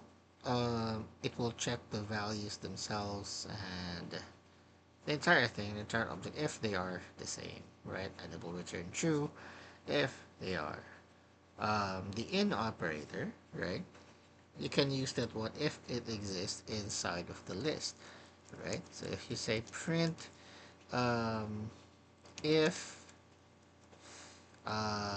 kiwi in fruits, so this should return true. Kiki, kiwi, kiwi, kiwi. So this should return true, right? Uh, Sorry, it has to be. Oh wait, no. If it's not needed, kiwi in fruits. There you go. So it should return true, um, because it's inside the fruits, right? If it's not, then it's gonna return false. So in is an operator, right? So just as how it works earlier with um, strings, right? That is also how it works for lists, right?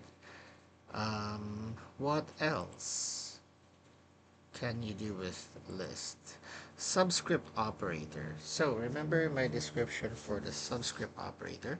I said to you guys that the subscript operator um, can be used to access iterable objects that use index numbers, right? And as it turns out, list actually uses index numbers, right? So just as how we were doing it earlier with uh, strings, right? This is also how it works for list. Starting with the first item, that's 0. That's index 0, index 1, index 2, 3, 4, right? Now, if you were to run a code that wants to access orange, so you need to say fruits and then bracket 3, and then it will give you what? Kiwi? Oh, yeah, because I sorted it afterwards. So it's 0, 1, 2, 3. Yeah, kiwi is here. So if I want to access orange, it should be 4. Yeah, it's looking at this one, guys, because I sorted it out here. We're accessing fruits after it was sorted, so we need to look at this one now. All right. Um, what else? Can you splice a list? Okay, let's try that one out. So let's start at. Um, let's try and see and get only the first two items. So 0 up until 3, exclusive of 3. Is it exclusive of 3? 0, 1, 2. Yes, because index 3 onwards is not included. Alright, so subscript operator also works if you're trying to slice lists. Right? Now you might be wondering why do they work so similar, right? Because technically if you were to observe what the list is, right? You can just you can actually argue that a string is technically a list, right? Because if you write it down, right? So if you have a string of Daniel, right? It has all the indexes 0, 1, 2, 3, 0, 1, 2, 3, 4, 5.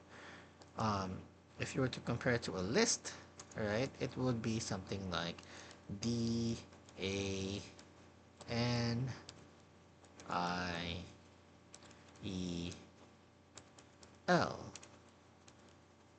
and they would have the same indexes, right? So if uh, yeah, you can argue that they are technically the same, right? But what do they differ? They differ in methods and properties as well. They created the data type for a string strictly because it's being used a lot. And trying to mix them up with lists kinds of confuses people um, a lot because a string is also a list, something like that, right? But if you separate them because it's being used a lot, right, making them their own thing, it makes it less confusing. But underneath it, right, how they work, it's technically the same, right? In fact, the list also comes from something else. It comes from, I think you've guessed it, dictionaries. So at the very beginning of it all, it comes down to dictionaries, right? Like if you really argue about it, you can treat everything as dictionaries. But yeah, we'll get to that later. So let's see.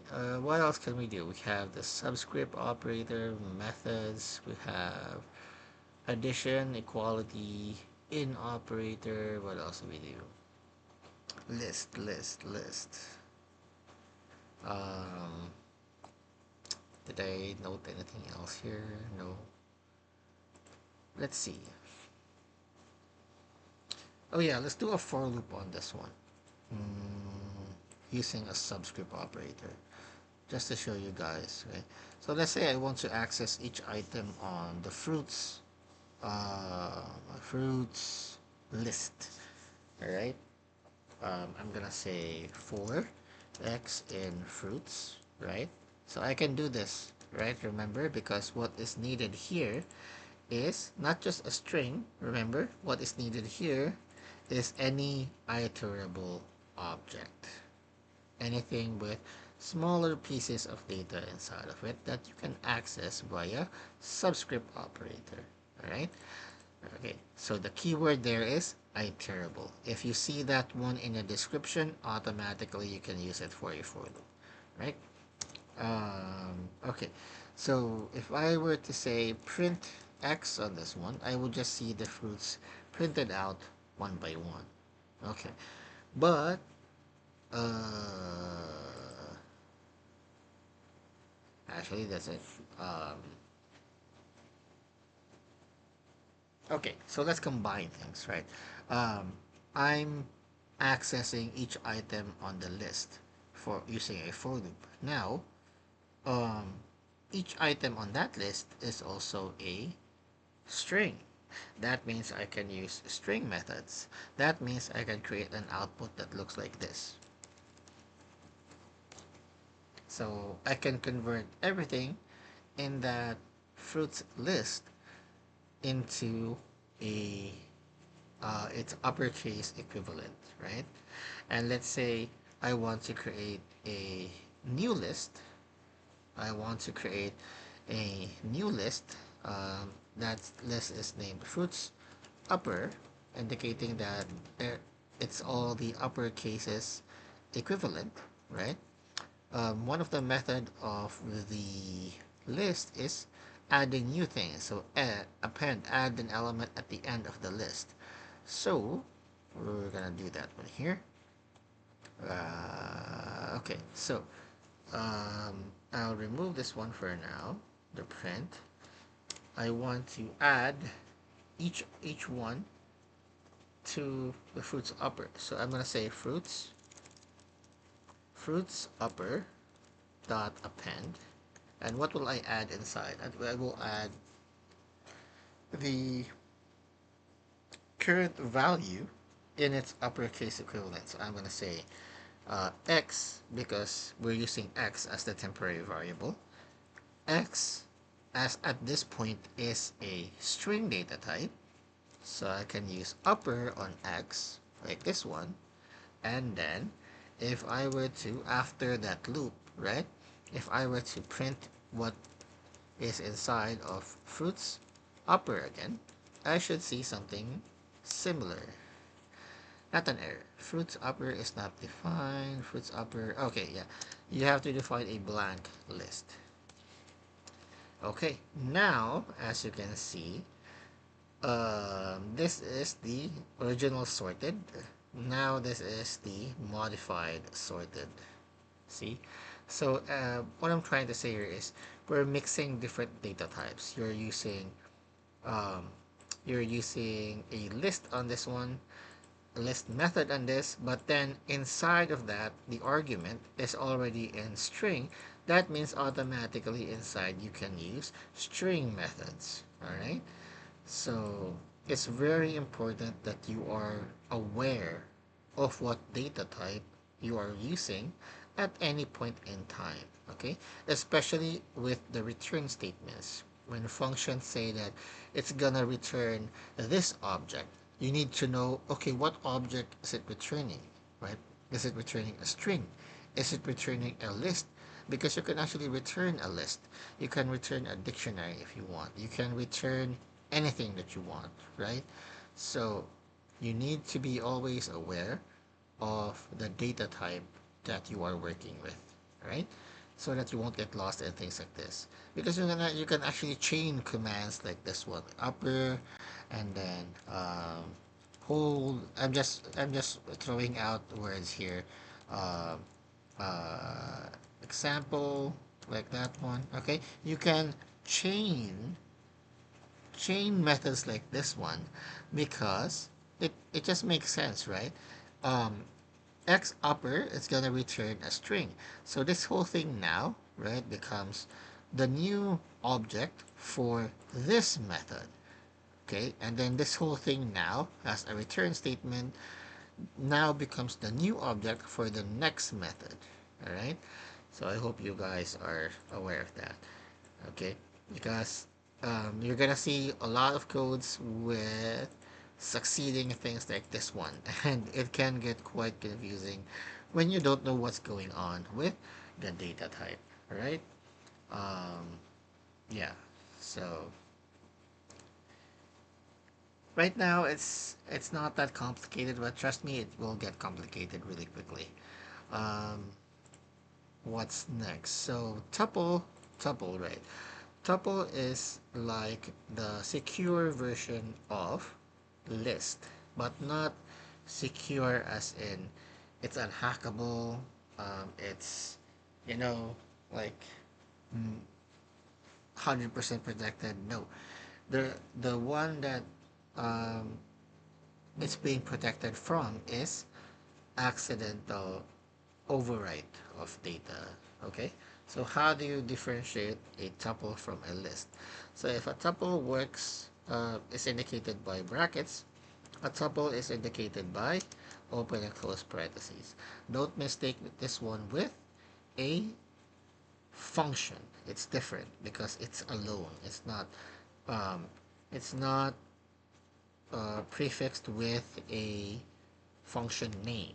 All right. So if you declare a tuple, let's say this one, usually they use tuples for sets of data that goes together, right? Let's say um, user user, for example, and the tuple is you have an ID here, ID number, so 8999, and then the name thing. So these kinds of tuples are very common in programming, right? So as you can see, I'm mixing different data types here, but just like with the list, it's always better to have um, similar data types, right, for each of your items. Okay, this is because if you go and use a loop, right, um, you don't have to check anymore if you're still using the same data type, if it's still a string. right? Because you know that everything is gonna be a string. So it saves you time and effort in those checks, and then just go directly to um, if there's a need, then you can just convert the number. You can convert the string into a number, right? It's much more efficient that way than always checking if it was um, still a string data type and so on and so forth. All right. Um, so accidental override. What do I mean by that? So I can't do something like this. I can't do. Uh, I can't do. So I can't say user one, right? Yeah, I forgot to say this one earlier, but when you're accessing something using a subscript operator, you can assign something else to it using that. So, for example, user one, user subscript one, you want to assign a new value here like John, right? This is gonna return an error. Why? Because tuple object does not support item assignment, so you can't really do anything. In fact, if you go and see tuple methods, you don't really see a lot of methods. It's just count and index. It's a way to protect the data inside of the tuple. Again, the protect that I mean is from accidental overrides, right? You need this data to be constant, doesn't change, right? It doesn't also mean that it is unchangeable. Okay, you can modify that one. There are a lot of ways to. There are some ways to edit that one, but um, we're getting off the point. What we need to focus on is that this is the primary purpose of a tuple. Okay, um, things like user accounts or um, maybe what do you call that one? Um, I had one earlier in my mind.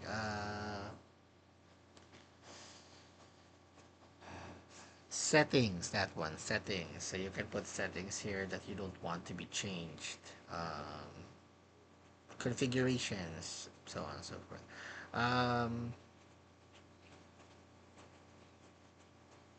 so earlier in the list, right, if you were to do the same thing and say maybe fruits, index 4, I'm gonna assign a new one. Maybe, what other fruit do we have? Strawberry. Strawberry. Is strawberry a fruit or uh shrub? Oh, no, it's not shrub. Never mind. Strawberry. Alright. For Okay, as you can see, we have modified it from dragon fruit to strawberry. So as you can see, there's no problem when we're doing it with list. Alright. You can't use split together with assignment, right? It doesn't work that way. When you splice, that's it. You can't assign the same object to every index in one go. Okay, so you have to access them one by one. All right. Let's see. What else? Let's see. Hmm.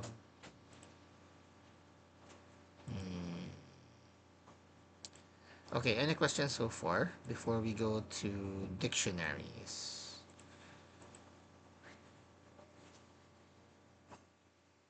Where is it? Where's the video? Okay, here. Any questions so far, guys?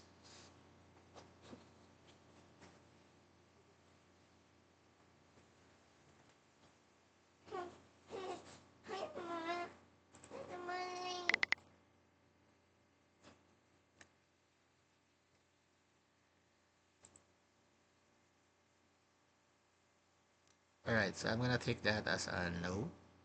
Okay, I'm gonna proceed, alright? Remember to just call my attention if you have questions.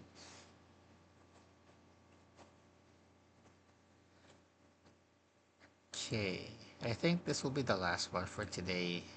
Um, Functions itself, creating functions is quite lengthy and we have to discuss the map, filter, and reduce, right? So these are critical things, and this is actually the last one. After this, we can go directly to web scraping, which is an entirely different ball game. Okay. All right. So dictionaries. What are dictionaries?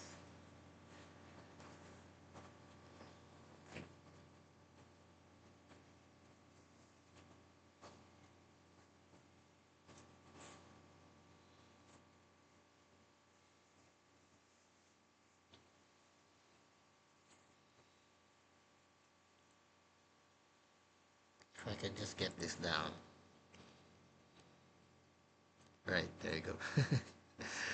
Okay.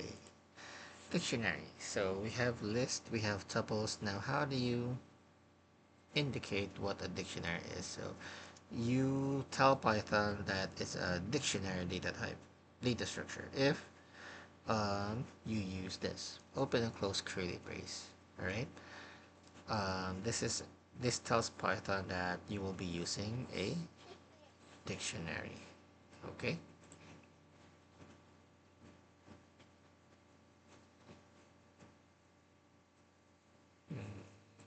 Okay.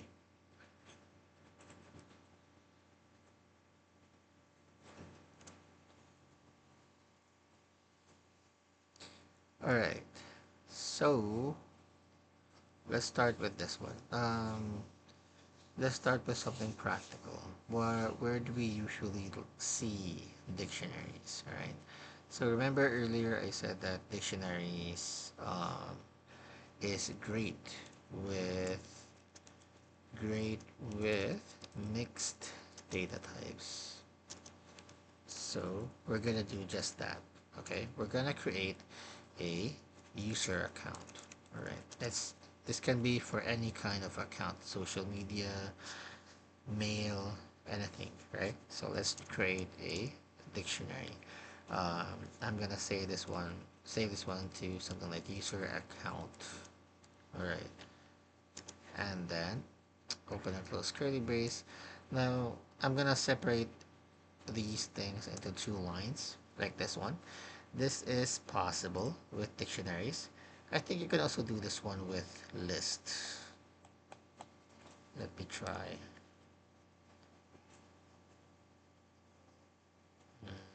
Let me try. If I were to say sample list, right?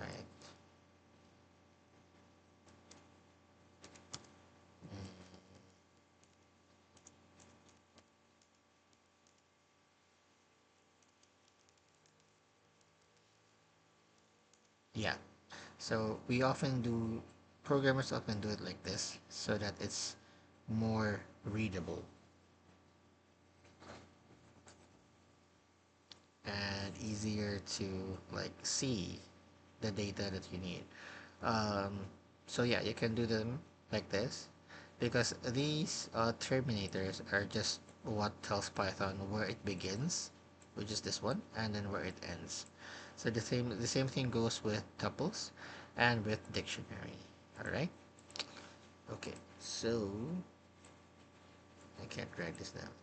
All right. Let's start with a user account. Let's start with what is the basic structure of dictionary. So a dictionary has two parts. It has a key and a value. Together we call them the key value pairs. Alright? Pairs because there's gonna be more data sets here. So let's start with one. The key is almost always gonna be key is almost always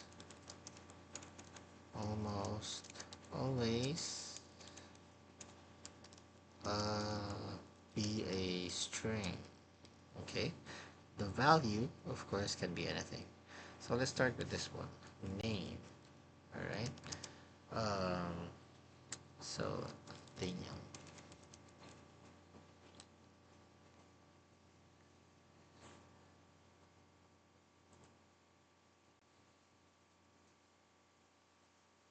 Sorry, I thought I was gonna sneeze.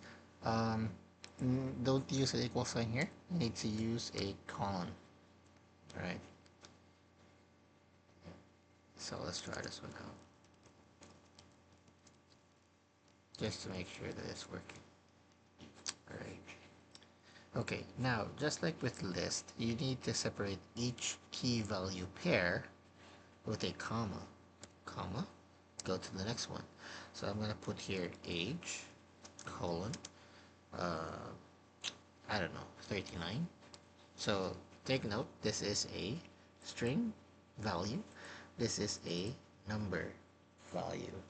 Okay, let's think of something else. Let's try to mix different data types, right? Uh, hobbies, hobbies. All right. So what are my different hobbies? Okay, so since this is plural, uh, it should be a list, right? List of hobbies that I should do. So as you can see, I'm using a list here. And okay, I'll put gaming here, reading, programming. What else?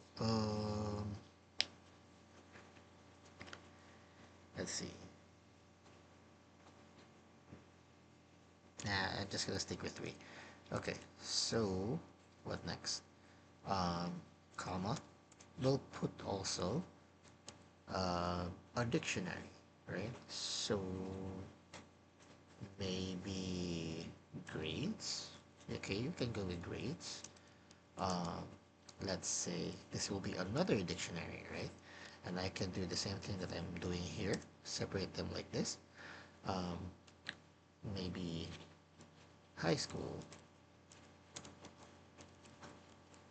and then high school grade is 99. Uh, college would be,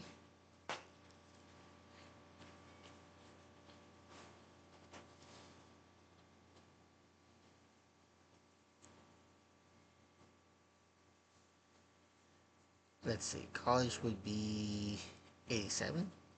I think that would be good. Mm, okay, so I'll stop there for now. So we have string, number, list, and then another dictionary inside of a dictionary. Okay, now if I were to run the code again, you would see them straighten out um, horizontally. Oh, sorry.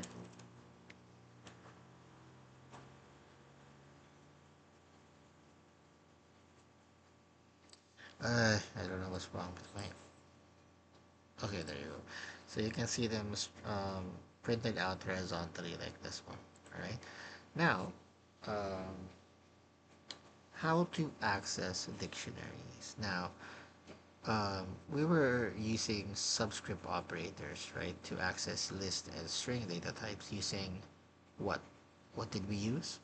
We use index numbers. Now, why index numbers? So when you think about it, index numbers are the names of the locations of where the data is stored, right? Kind of like a key, if you get my drift. So now that means it also works the same way if we have a key that is actually a word and not just a number, right? Because I said earlier that keys are almost always be a string, but it can be other data types as well. It's just not that recommended. Okay, I don't.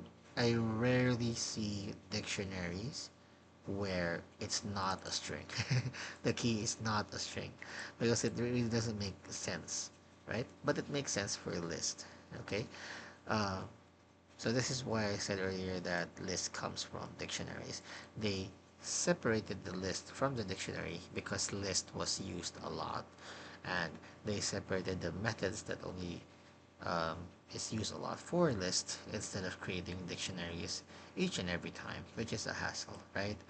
Now, accessing something, right? So user account and then open and close bracket. Let's say I'm gonna access name. Okay, so accessing them like this. If I were to print the code, what I will get is the value associated to that. Kind of the same way with indicating the index number for lists, right? So if I were to say um, age this time, sorry, it should be a string like that one. I would get 39. So in fact, since this is already a number, I can do mathematical operations directly with that one. So I can say that one plus 50, right? So I can do that. Okay. Now let's go to something a bit more tricky.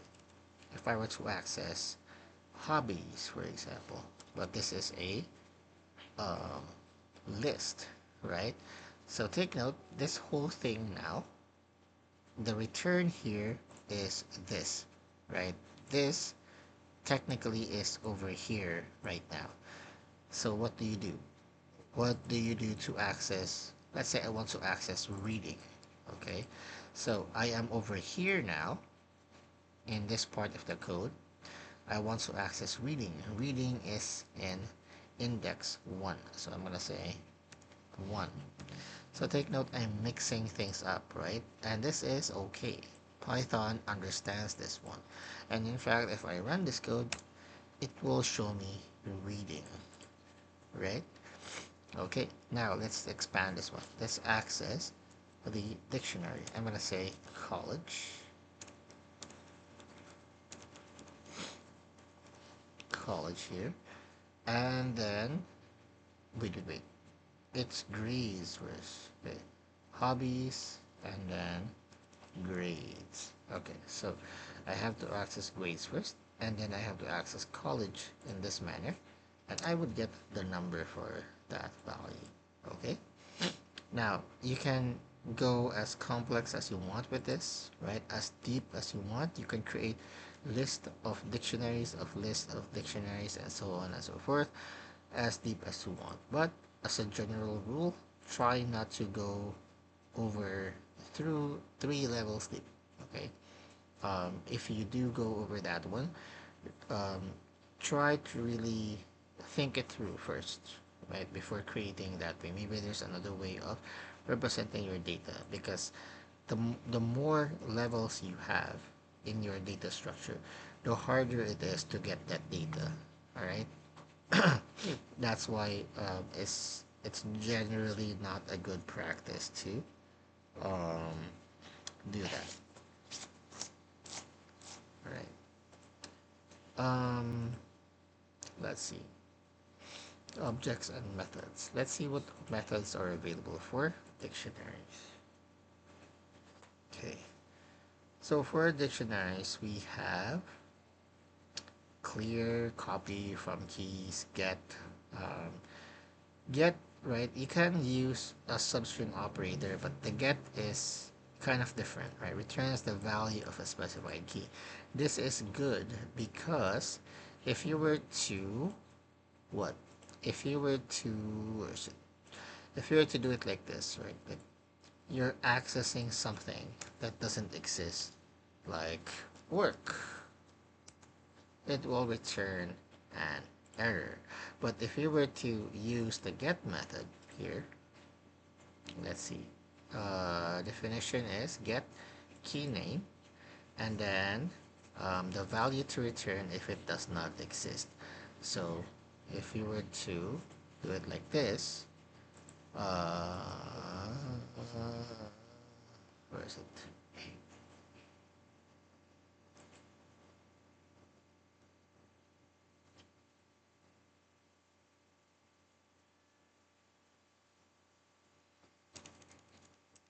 Let's see.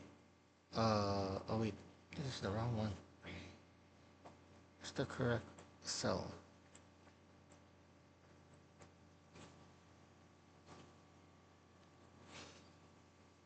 Okay, this one. Okay, user account dot get. and then work, right? Now we know work doesn't exist, and we're gonna say uh, a return value here that says um, the key does not exist, right? Okay, I want you to notice first that earlier we were using the subscript operator, but it returned an error, right? Now, if I use the get, it's complete. If I use the get, the key does not exist. So what is the main difference? The main difference is there is no error. Technically, there is an error, but we had a way to handle that error, and that is called error handling. Okay, now this is a very important part in programming because you don't want your program to suddenly stop because it encountered an error, right? So you have to be one step ahead every time. You have to anticipate the things that happens, right? Like when a user inputs a wrong value, for example, you're not gonna um, shut down Facebook, right? Because the user entered a wrong value. So that's not an option because it's gonna be converted to millions of losses, right? So you need to have proper error handling, but you'll get to identify this one as you keep on programming. You'll start to see that you'll have a lot of errors, and then you'll gradually get to know these methods like this one get. The pair, if you have a get, usually you also have a set.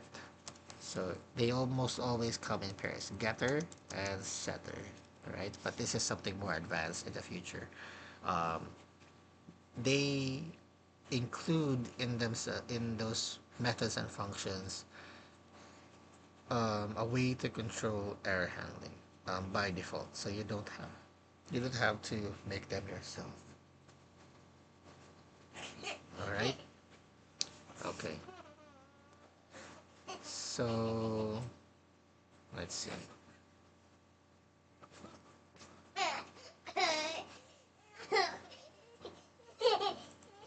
All right.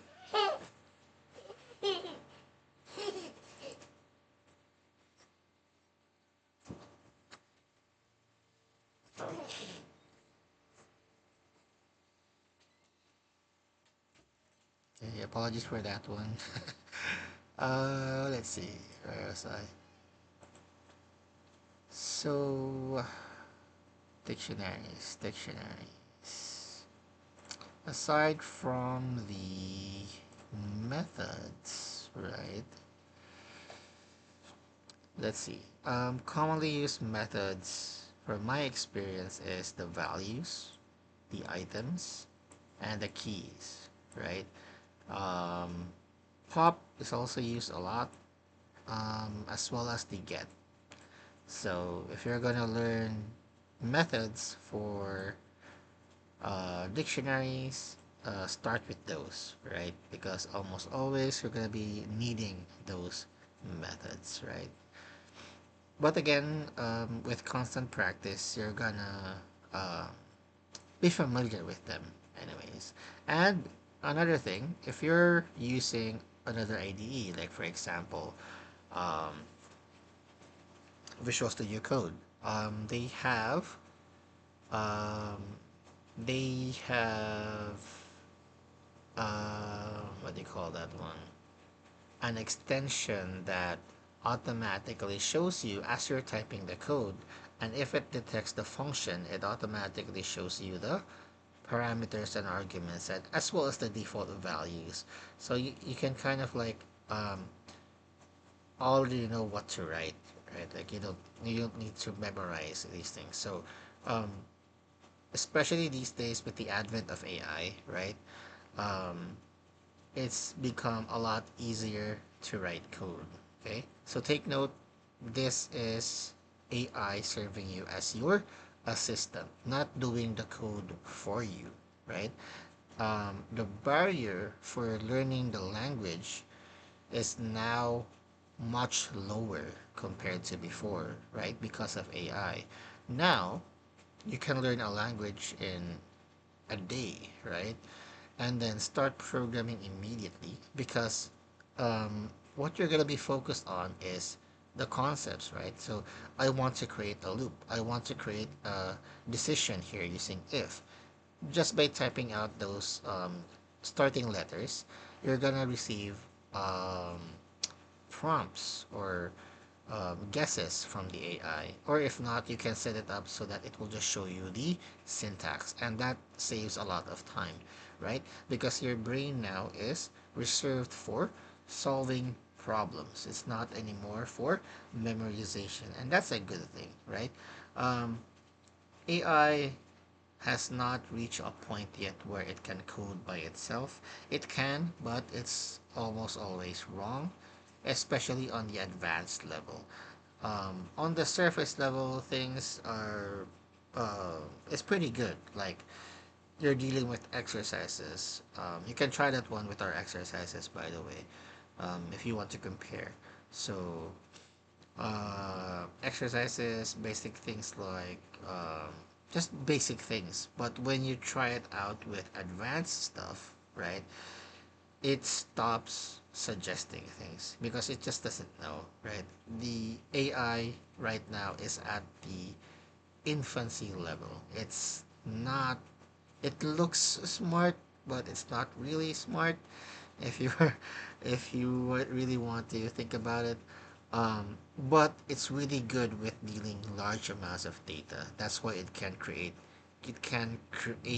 stuff like generative AI, like what we have here. So what they do is actually pretty simple. It has two frames, and then it guesses what's in between, right? Now with enough data, right? If the AI has enough data on its hands, then it can create its own stuff, right? But the point is, those stuff has come from somewhere, right? It needs something to base on. So it can't literally like create something on its own. It has to have references, right? Just like what we do in real life. Artists have references, programmers have references. Um, yeah, that's what I'm trying to say. So, I think a lot of people nowadays are using AI in the wrong way. They're using AI like it's the answer to everything, but what they should be using it is as an assistant. That's what I have been using, and it's been very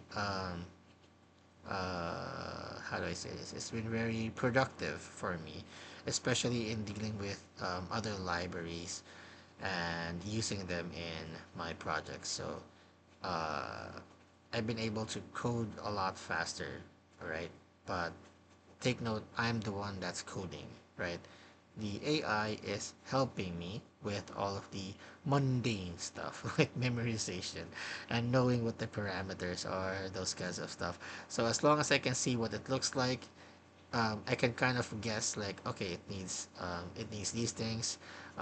Some extensions even have like descriptions. I forgot to turn on my camera. Some extensions even have descriptions that will say what this parameter is for, what this what arguments are needed here, and so on and so forth. It can also even list all the possible methods, right? Like for example here, um, I also use Visual Studio Code when I'm doing my work. So when I say something like user account, right, dot get, okay, the moment I press dot, the IDE recognizes that you are accessing a dictionary object. So automatically it will have some kind of drop down here that will show you everything that you can access with a dot. Okay. Oh yeah, I forgot this one. Aside from methods, you can also access properties using the dot method. You just don't have to indicate the open and close parentheses at the end. Um, yeah, so that's the only thing I forgot earlier. But we're not going to be accessing a lot of properties. Most of the time, it's going to be methods. All right. So yeah, that's it.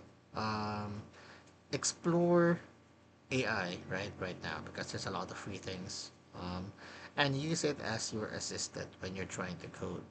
Um, but remember that you are the one that should be in control, okay? Because if you get into the habit that you keep on depending on the code that it generates, then when you're dealing with something more advanced, it can't answer for you. So, um, yeah, I think that's it.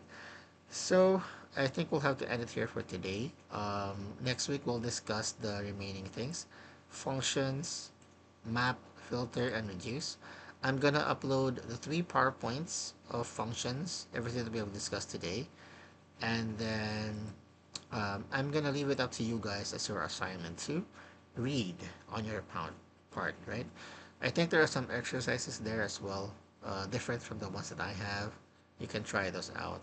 Um, I'll upload as soon as I can the recording, the notebook, and also the PowerPoints, right? So at most maybe Monday or Tuesday, all right? Okay. So any question before we end? Yes, Juger? Yeah, I'm good. Thank you. All right. Okay, so like usual, thank you guys for listening and participating in our exercises. Yeah, have a great weekend. I'll see you next week. Goodbye. Thank you. Bye. Bye. Thanks.